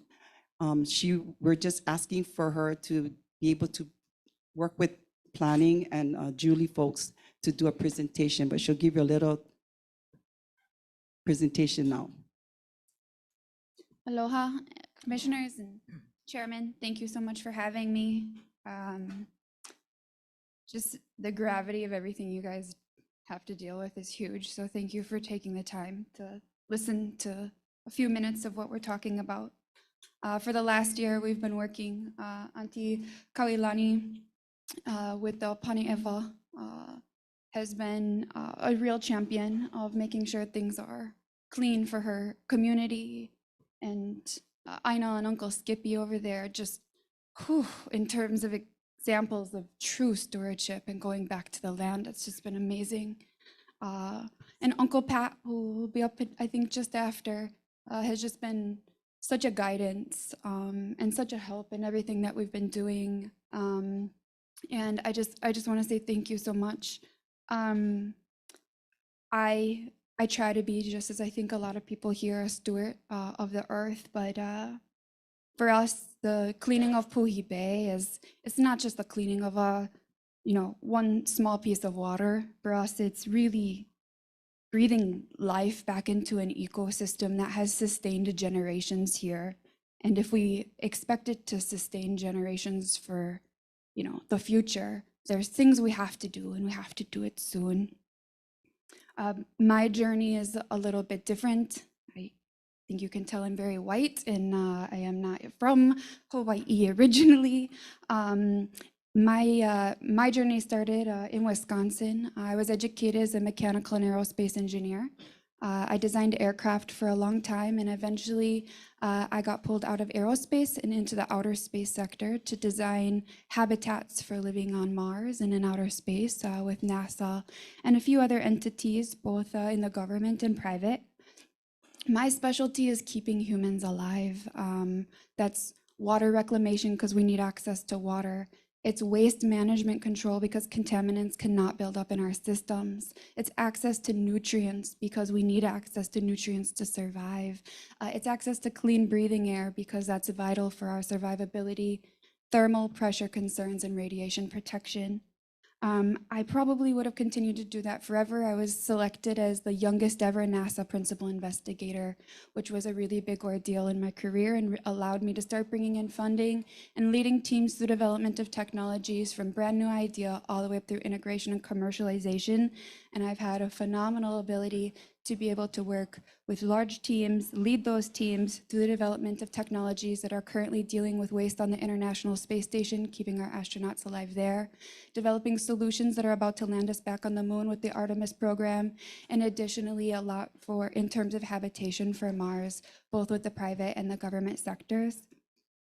But I had a really big existential shift that changed my priorities, and I started realizing that the solutions that we develop for sustainable living in outer space need to be brought back here to Earth, where the people who need access to those solutions have access to those solutions. And that's really what has led us actually here to Hawaii. There is a team behind me, or about 370 some odd super nerds from about 50 different countries. And together we came to be blessed with meeting the different groups here and the different associations, and us, right? We really stay in our lane. Our lane is really understanding cutting edge technology, right? We develop different solutions that are not just the best here in Hawaii, but are the most carbon negative and sustainable solutions that exist in the world. And we work on economics as well. And then, right, we have these groups of beautiful individuals who've really stepped forward to try to help us understand the more cultural side of things, right? How does this fit within the way that these communities want to live and how they want to benefit? And so we've been working together to come up with ideas about what do we do in dealing with the wastes in ways that can clean the land, clean the air, and clean the water to save Puhi Bay. About 1.5 to 3 million gallons of waste effluent are being dumped into Puhi Bay every single day right now. And so those waters are not even in the recyclable category, right? You cannot put them on your grass, but they are being dumped into the oceans right now. And so we are working on these solutions that bring the waste in and turn those into clean water that is free to the community. So along with that, we make other sustainable commodities so that there is no waste in what we're doing. It's turning waste into not waste and then providing access to all of those to the associations. And it's done in a way that's net negative, right? We'll actually be removing more greenhouse gases from that single facility than the entire island emits, showcasing the Hawaiian island as the first modern civilization that is carbon negative society. And so with that, that's the initiative that we bring forward. I am personally investing in this, about $300 million to build up this pilot facility that we are considering here. And there is no need for investment from community, from county, from government, from DHHL. And so we're really trying to showcase this. Yeah, we're really trying to showcase this, as a place where sustainability is not too far in the distant past. This place was sustainable for so long. How can we get back to being the leaders in the forefront of sustainability again, with a mixture of indigenous practices and things that have been passed down for generations, and tying that together with some of the cutting edge technologies that can deal with some of the more problems that we've created for ourselves recently, pharmaceuticals in our waters, microplastic pollutions, things along those lines. So we are asking just to combine our strengths and work together on this. We are requesting for a potential spot on an agenda or a place where we can do a presentation so that you guys can see some of these solutions that we've been working on together, because it is very important to us. We really feel as though we stand right now at a cusp of a transformative endeavor. And we're asking for aid in really weaving our expertises together, because like I said, we can bring technology, we can bring sustainability, we can bring the economics, but we need help in terms of developing this in ways that honor the traditions of the people that are here. So that is our request. We want to revitalize the lands and the water here and really leave a legacy of sustainability for generations to come. And clean puhipe. Yeah, you want me to do that in the full right now? Yeah, and we've built up these solutions so that the facilities are employee owned. So whether you're the janitor or the C-suite executive, we're working on bringing everybody together so that the benefits all go to the community and get injected in that way. Where does this 300 million come from? That comes from me. You? Yes, I'll be investing that. Can you define you? I mean, that's 300 million. You got 300 million to. Yeah, we're. Oh, yeah. Yeah, thank you.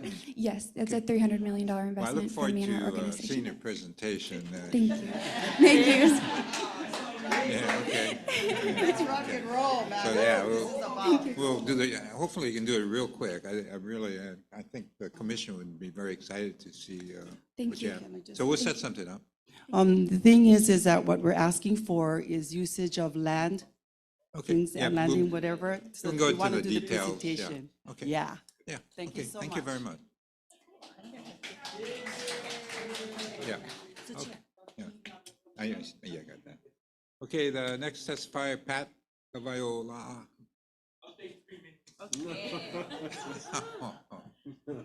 Okay, we'll put the timer on it, Pat.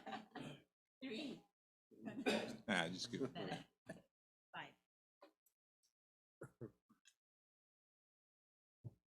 Again, thank all of you for being here on your annual huaka'i to the island of Hawaii for the commissioners meeting. Again, my name is Pat Kahavaiola. I'm the president of the Keokau Community Association. And I did send an email out on my my concerns for Keokau. So I instead of me trying to go through it, I would just hope that maybe the commission would have the opportunity to look at it, being that we're on the J agenda and no action needs to be taken except the information I'm hoping that I try to share. I'm also going to be able to, it gives me an opportunity because it takes a lot for me to get to an opportunity to support someone as this young lady, being a young Caucasian, smart,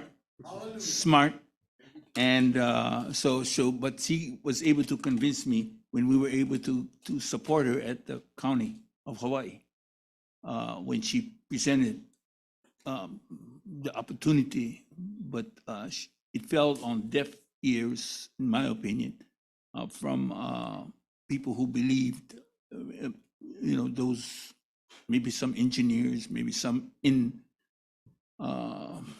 county government that really didn't believe, they used the terms, and that what pissed me off was when you use the terms such as a snake oil, that's what she was doing, selling snake oil. But if she's gonna spend your own money, if she's gonna spend her own money, she can sell all the snake oils she wants to me. And that's why I want to attest to the fact that I think a pilot project would be, and it's just good to hear, Chair, that you and hopefully the rest of the commission can just get the opportunity to have her make that presentation, and then you guys are still going to make the decision in what needs to happen. So it's an opportunity, and the reason is because what she intends to do because of the sewer plant. Keoka is in imminent environmental danger of being to be the recipient of all the crap that's going to happen should that treatment plant fail. Because nonetheless that the water will be injected into Puhi Bay, but all the pipes that go to that sewer treatment plant is under our lands. In 1993, when they were allowed to divert the transmission lines from the pumping station that was there through and created Nahale'a back to the pumping station back there. So all of that, the manholes, all those things are there with due respect to sewage. So this is why I'm saying that if we have this opportunity, if it works, if this pilot project works, is this girl, she convinced me this way, and what she took from waste, and you guys you're gonna be blown away because I did. She created from the waste product that she used concrete.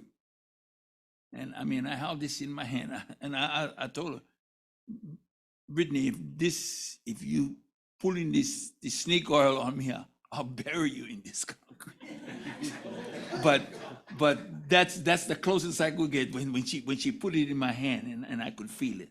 So that being said, I would really appreciate that this commission or chair and that staff may be able to at least get her to come forward, do the presentation, and bring her bucks with her. Yeah.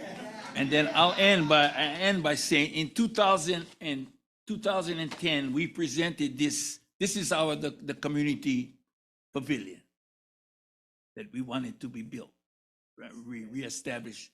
And it wasn't going to be any bigger than what was there on the, I didn't expand on the site of the old Hawaiian village that was there, that still sit there. The slab is still there. The parking part of the parking lot is still there. The old restroom is still there. But this was presented in 2010 to the commission, and that's part of our regional plan. But then again, things happen, as they say, and but this is that's the closest thing that I'd like to revive out of our regional plan, if ever we get that opportunity. So again, I thank all of you for allowing me the time, and thank you for allowing me to be here. Thank you. Okay. Hello. Thank you, Pat. Have a safe trip when you guys go home. Thank you. Okay, the next testifier, Ron Kudani.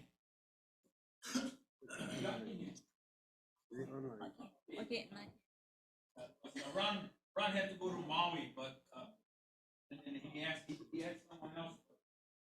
Oh, I'm sorry. Oh, okay. Wait, come. I mean, real fast though.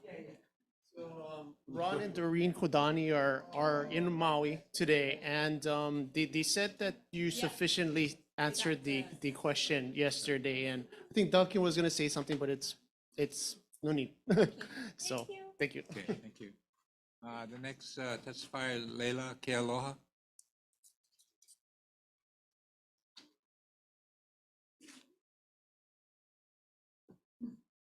Aloha and mahalo. So you folks got to meet me the other day. I'm Leila Kealoha, and I sit before you today as a third generation waitlister. My only reason why I have my INA right now is because I had to go and get it myself, and if not, I would still not have anything. And you very well know that I lost my father last year on the wait list for 30-something years, and my grandfather the same thing. So I sit here representing Oku Farmers Hawaiian Homestead Association, as well as our kupuna who have passed before me, and all those that are still sitting on the wait list. I just wanted to reiterate and check back with you to see if we could get some time frame about when we could hear back about the issue lots that we went and visited the other day, as well as the support for our signage for our homesteads. If we could maybe work on that in the next few months and really kind of address those situations and really help to educate the community, because Puna is the fastest growing district and has been for over 30 years in the whole state, with people moving into our specific district and our lower Puna area. It'd be really helpful to have the signage in there to educate people where they're coming into. If we can work on that. And in the past few months, I've been working with some people, and just like Uncle Skip, you guys down in King's Landing, of how can we really address the 51 unawarded lots within our homesteads. And we worked on this before about having a little structure built, and that's part of the reason why our family members cannot get their land, because they got to be pre-approved for these loans and whatever it is. We're owner builder. We can build our own. We'd like to look into the cost analysis of a small structure for families that could have the electric, that could have the plumbing put in, that could have the water hooked up to the lots and possibly solar. And we'll provide that, and we're working on getting those cost estimates together to work with you folks. And I did speak to Kalani, and we can meet with him again to just really look at the fastest solution for us getting our families on these homestead lots that are unawarded, as well as looking at the awarded and unoccupied for 30-something years, because that's ridiculous. So we'll work with Kalani on that. I just wanted to see if we can, and we'll be in communication about really moving forward with some timeframes on some of these things, because my dad's last brother just got out of the hospital a month ago.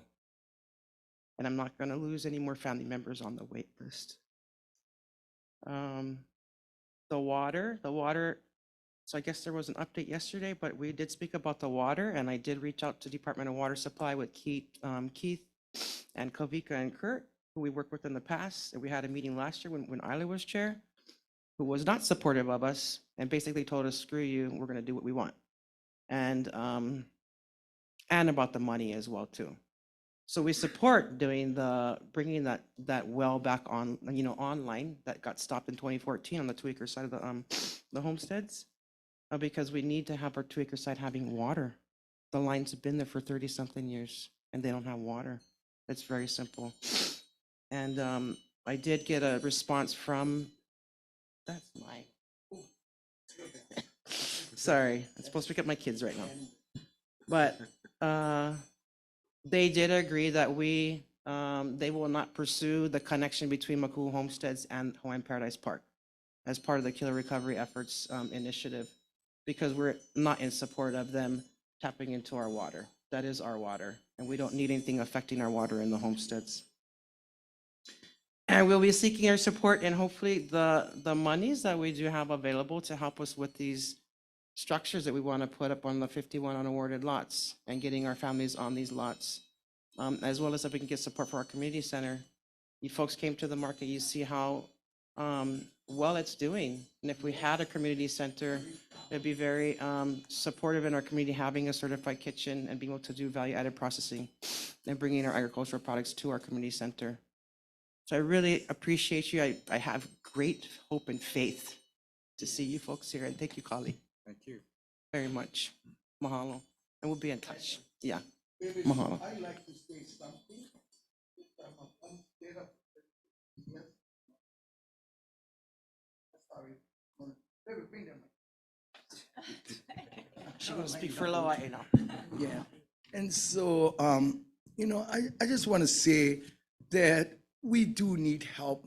Kokua, I've been watching for 35 years. I see everybody with the residential, they're going past us, going past, and us watching and us crying. Yeah, and I'm crying. I'm crying because I saw the accident.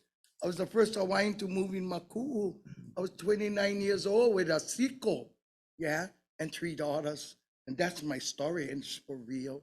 So 35 years later, I still crying because I see all my ohana make died dead, yeah, and it's not porno. God said, no can, Emily. You better speak up. You better get in front of the TV and you better tell the world what the hell's going on, right? And I'm doing it because I'm a warrior and I'm standing for our people. This is my niece. Her belonged to my brother John, yeah? And so she's a Libra like me. We're warriors. And so that's why we're stepping up to the plate. Not too many people like step up to the plate because they're scared of the government and everybody. But I not. I'm only scared of Akua. And you guys know you breed with Akua. Yeah, so Kali, thank you for being you. And I heard you was the head person. Jesus said there's hope, baby. Yeah, so you're not God, but at least get more chance, right?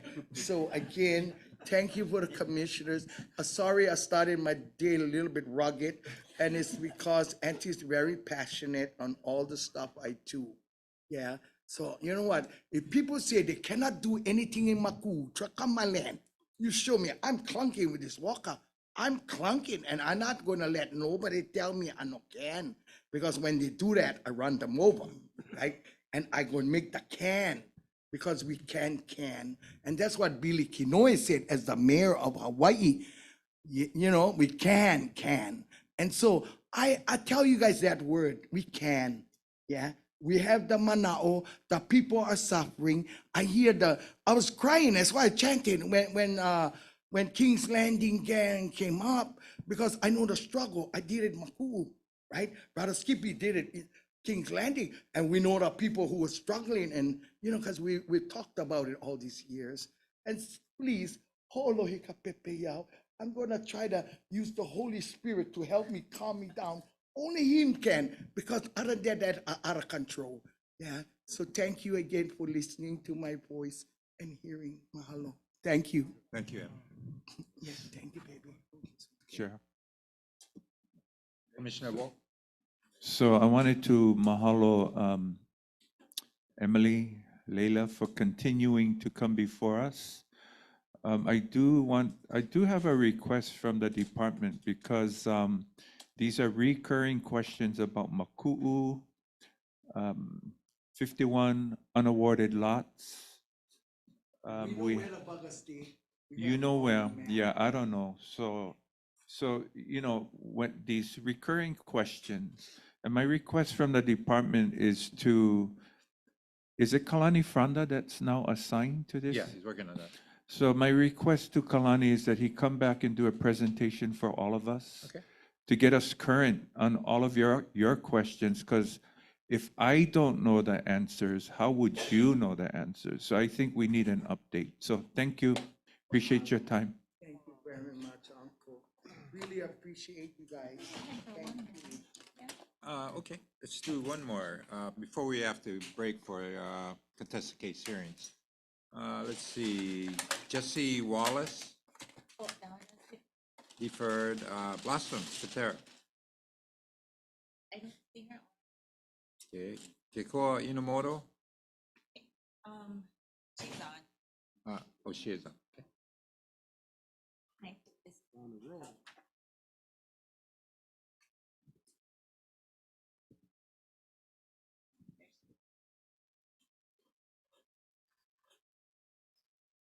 Aloha mai kako. Commissioners, I I think have we- a two-part, hello, Yeah, presentation. You're on, you're on. Okay, great, awesome.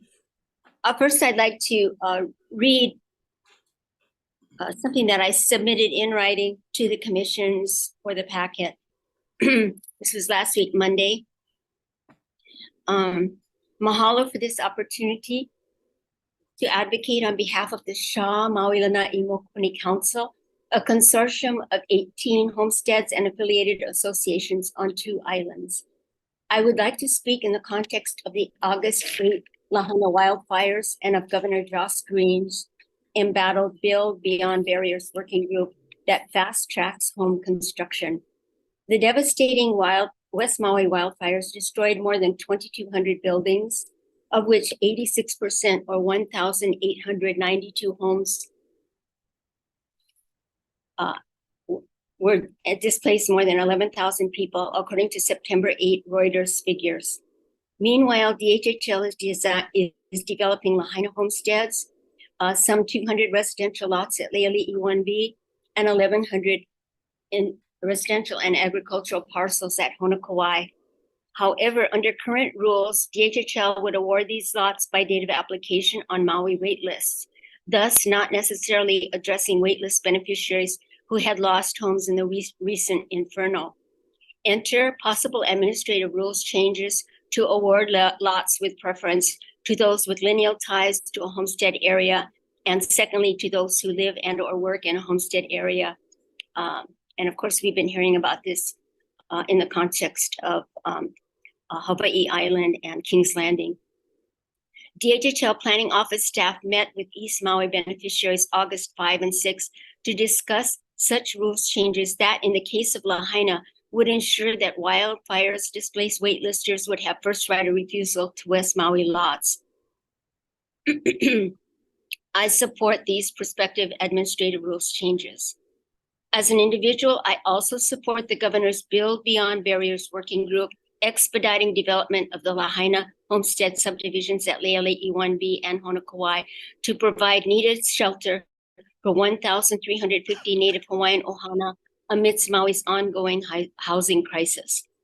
Lastly, I invite all, both beneficiaries and Hawaiian Homes commissioners, to the day-long Shaw HBA Maui Relief Summit, October 20, and the 3-day Shaw Annual Conference starting January 12, 2024, both events at the Maui Beach Hotel.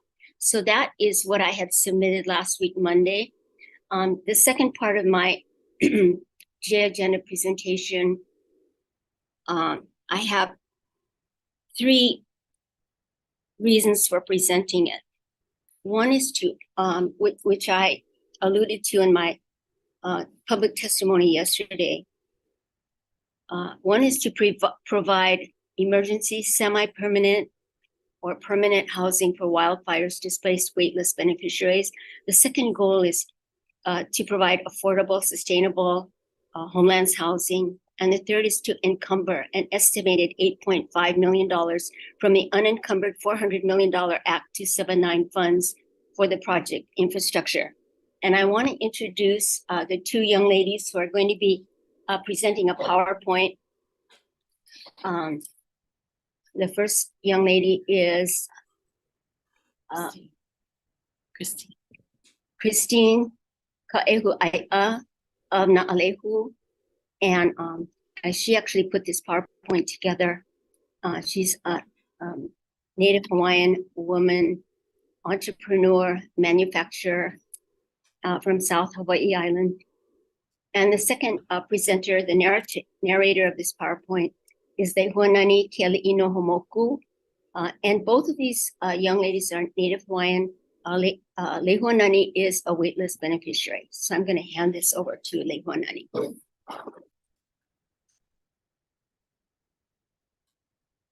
Aloha. Aloha. Christine, could you, are you there? I am. Okay, mahalo. You can start us off. Thank you. Thank you, commissioners, for hearing us today. Basically, if We can, yeah. Auntie invited us along for the ride for this when she presented what she just mentioned to you about so many that are displaced. The beneficiaries of Lahaina lost everything. So she has come up with a project that a part of the Honokowai project would be segregated for this housing. If we can go to the next slide. The three important points that you'll see in the packet that was provided to all of you are those top points. Addressing the dire housing crisis in the wake of the Lahaina fires, wildfires, the unprecedented Maui beneficiary-driven development, and then the encumbered funds that do need to be used by June 30th, 2024 for project infrastructure. Then it goes into what my company can assist in providing that is unique to actually all of the islands. We're starting with Hawaii County. We're going to be building one of these houses on the Hamakua side. So that's going to be the first of the project, but basically it's completely off grid. It's solar electric. It is a light version of what would be on this land. So the lighter subdivision concept is basically utilizing solar electric, wind, and water catchment for homes. I stress that because our product is actually completely off grid. We have our water tanks enveloped into the build of the homes. Everything has filtration, multi-level, UV filtration, also a reverse osmosis at the kitchen sink. It comes fully contained even with the beds, the sofa, and the TV on the wall. Basically, it provides a home for an individual who doesn't have anything like the residents in Lahaina. But it also is less invasive to the land, and that's our goal. They're post and pier homes. The water options, I did find a report that you guys completed for the September 22 project for water. You're trying to get water to the project, one of the projects you're working on. So that is there, but we do offer some other options to obtain the water for these homes. Each home will have 1,040-gallon water tank that can be filled by rainwater, can be filled individually, or if they can have access to water, that will give them the opportunity. We're looking for 7,500 square foot lots, 58 acres. It'll provide 303 homes for people. And these homes are 1,000 square feet. They're 2-bedroom, 2.5 bath, 3-bedroom, 2.5 bath, or 4-bedroom, 2.5 bath. If you can go to the next slide. This is one of them. This is actually a 275 square foot for at least 2 people to reside in. You can do up to 4. Everything comes with metal roofing, metal studs. We have vinyl.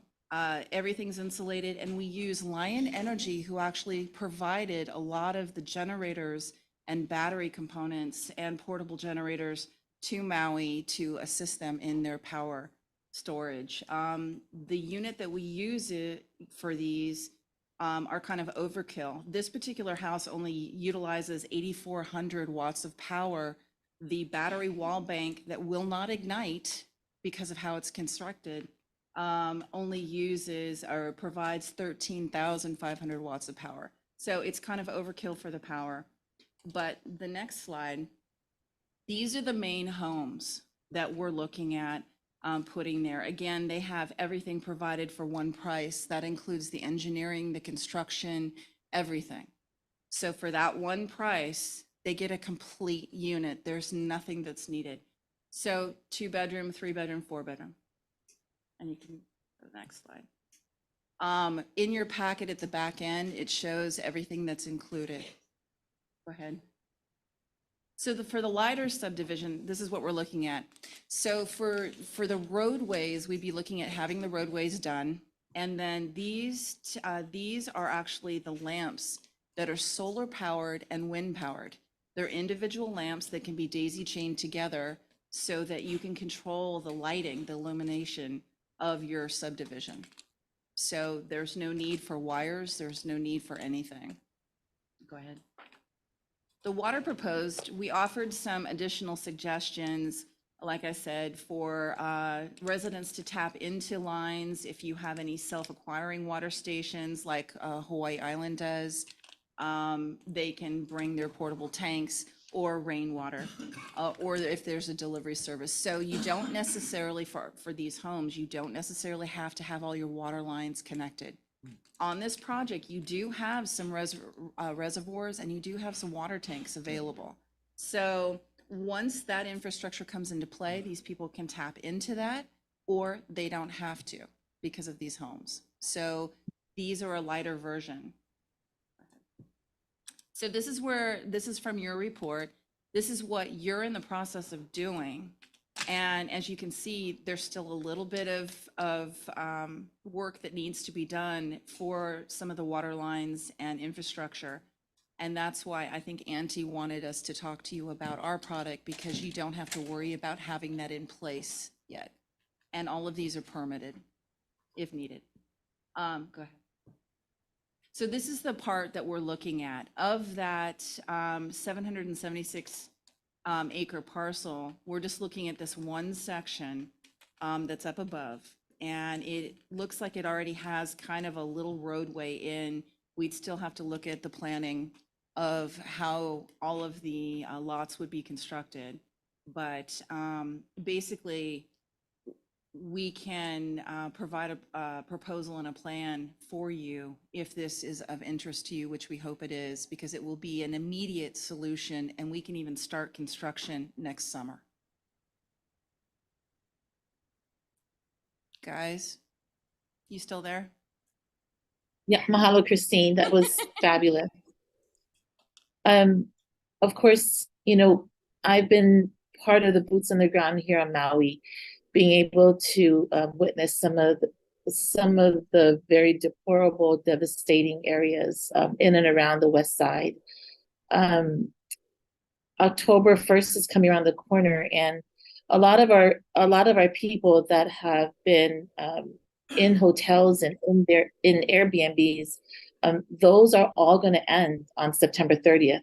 So in about 10 days, 11 days from today, these people, especially our 50%ers, our beneficiaries, will be without a home. A lot of them are going through insurance claims, and there's that scenario of insurance claims and how FEMA can help them. It's different for everyone. Some of them, unfortunately, did not raise their insurance premiums to increase along with the value of their home in today's market. So they are limited to the amount of resources they have to rebuild.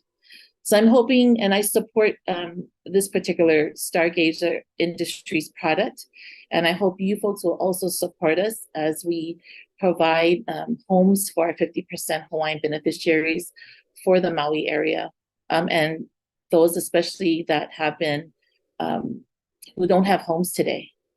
And we look forward to your assistance in moving this project if it happens to be of interest to you, but it's definitely a priority for all of us. So I appreciate your folks' time and being here with us. Mahalo. Yeah, I think maybe you should, and we'll give you the contact info for Kalani Fronda. Okay. He's looking for different construction approaches in some of the lots. This particular site you're talking about is part of the master plan.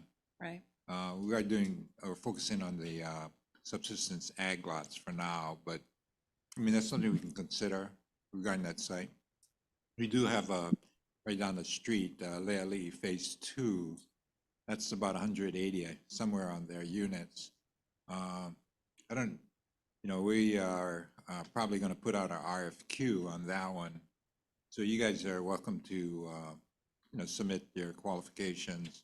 We can take a look at whether your approach would fit what we're looking So that's going to be coming out in maybe a month or so.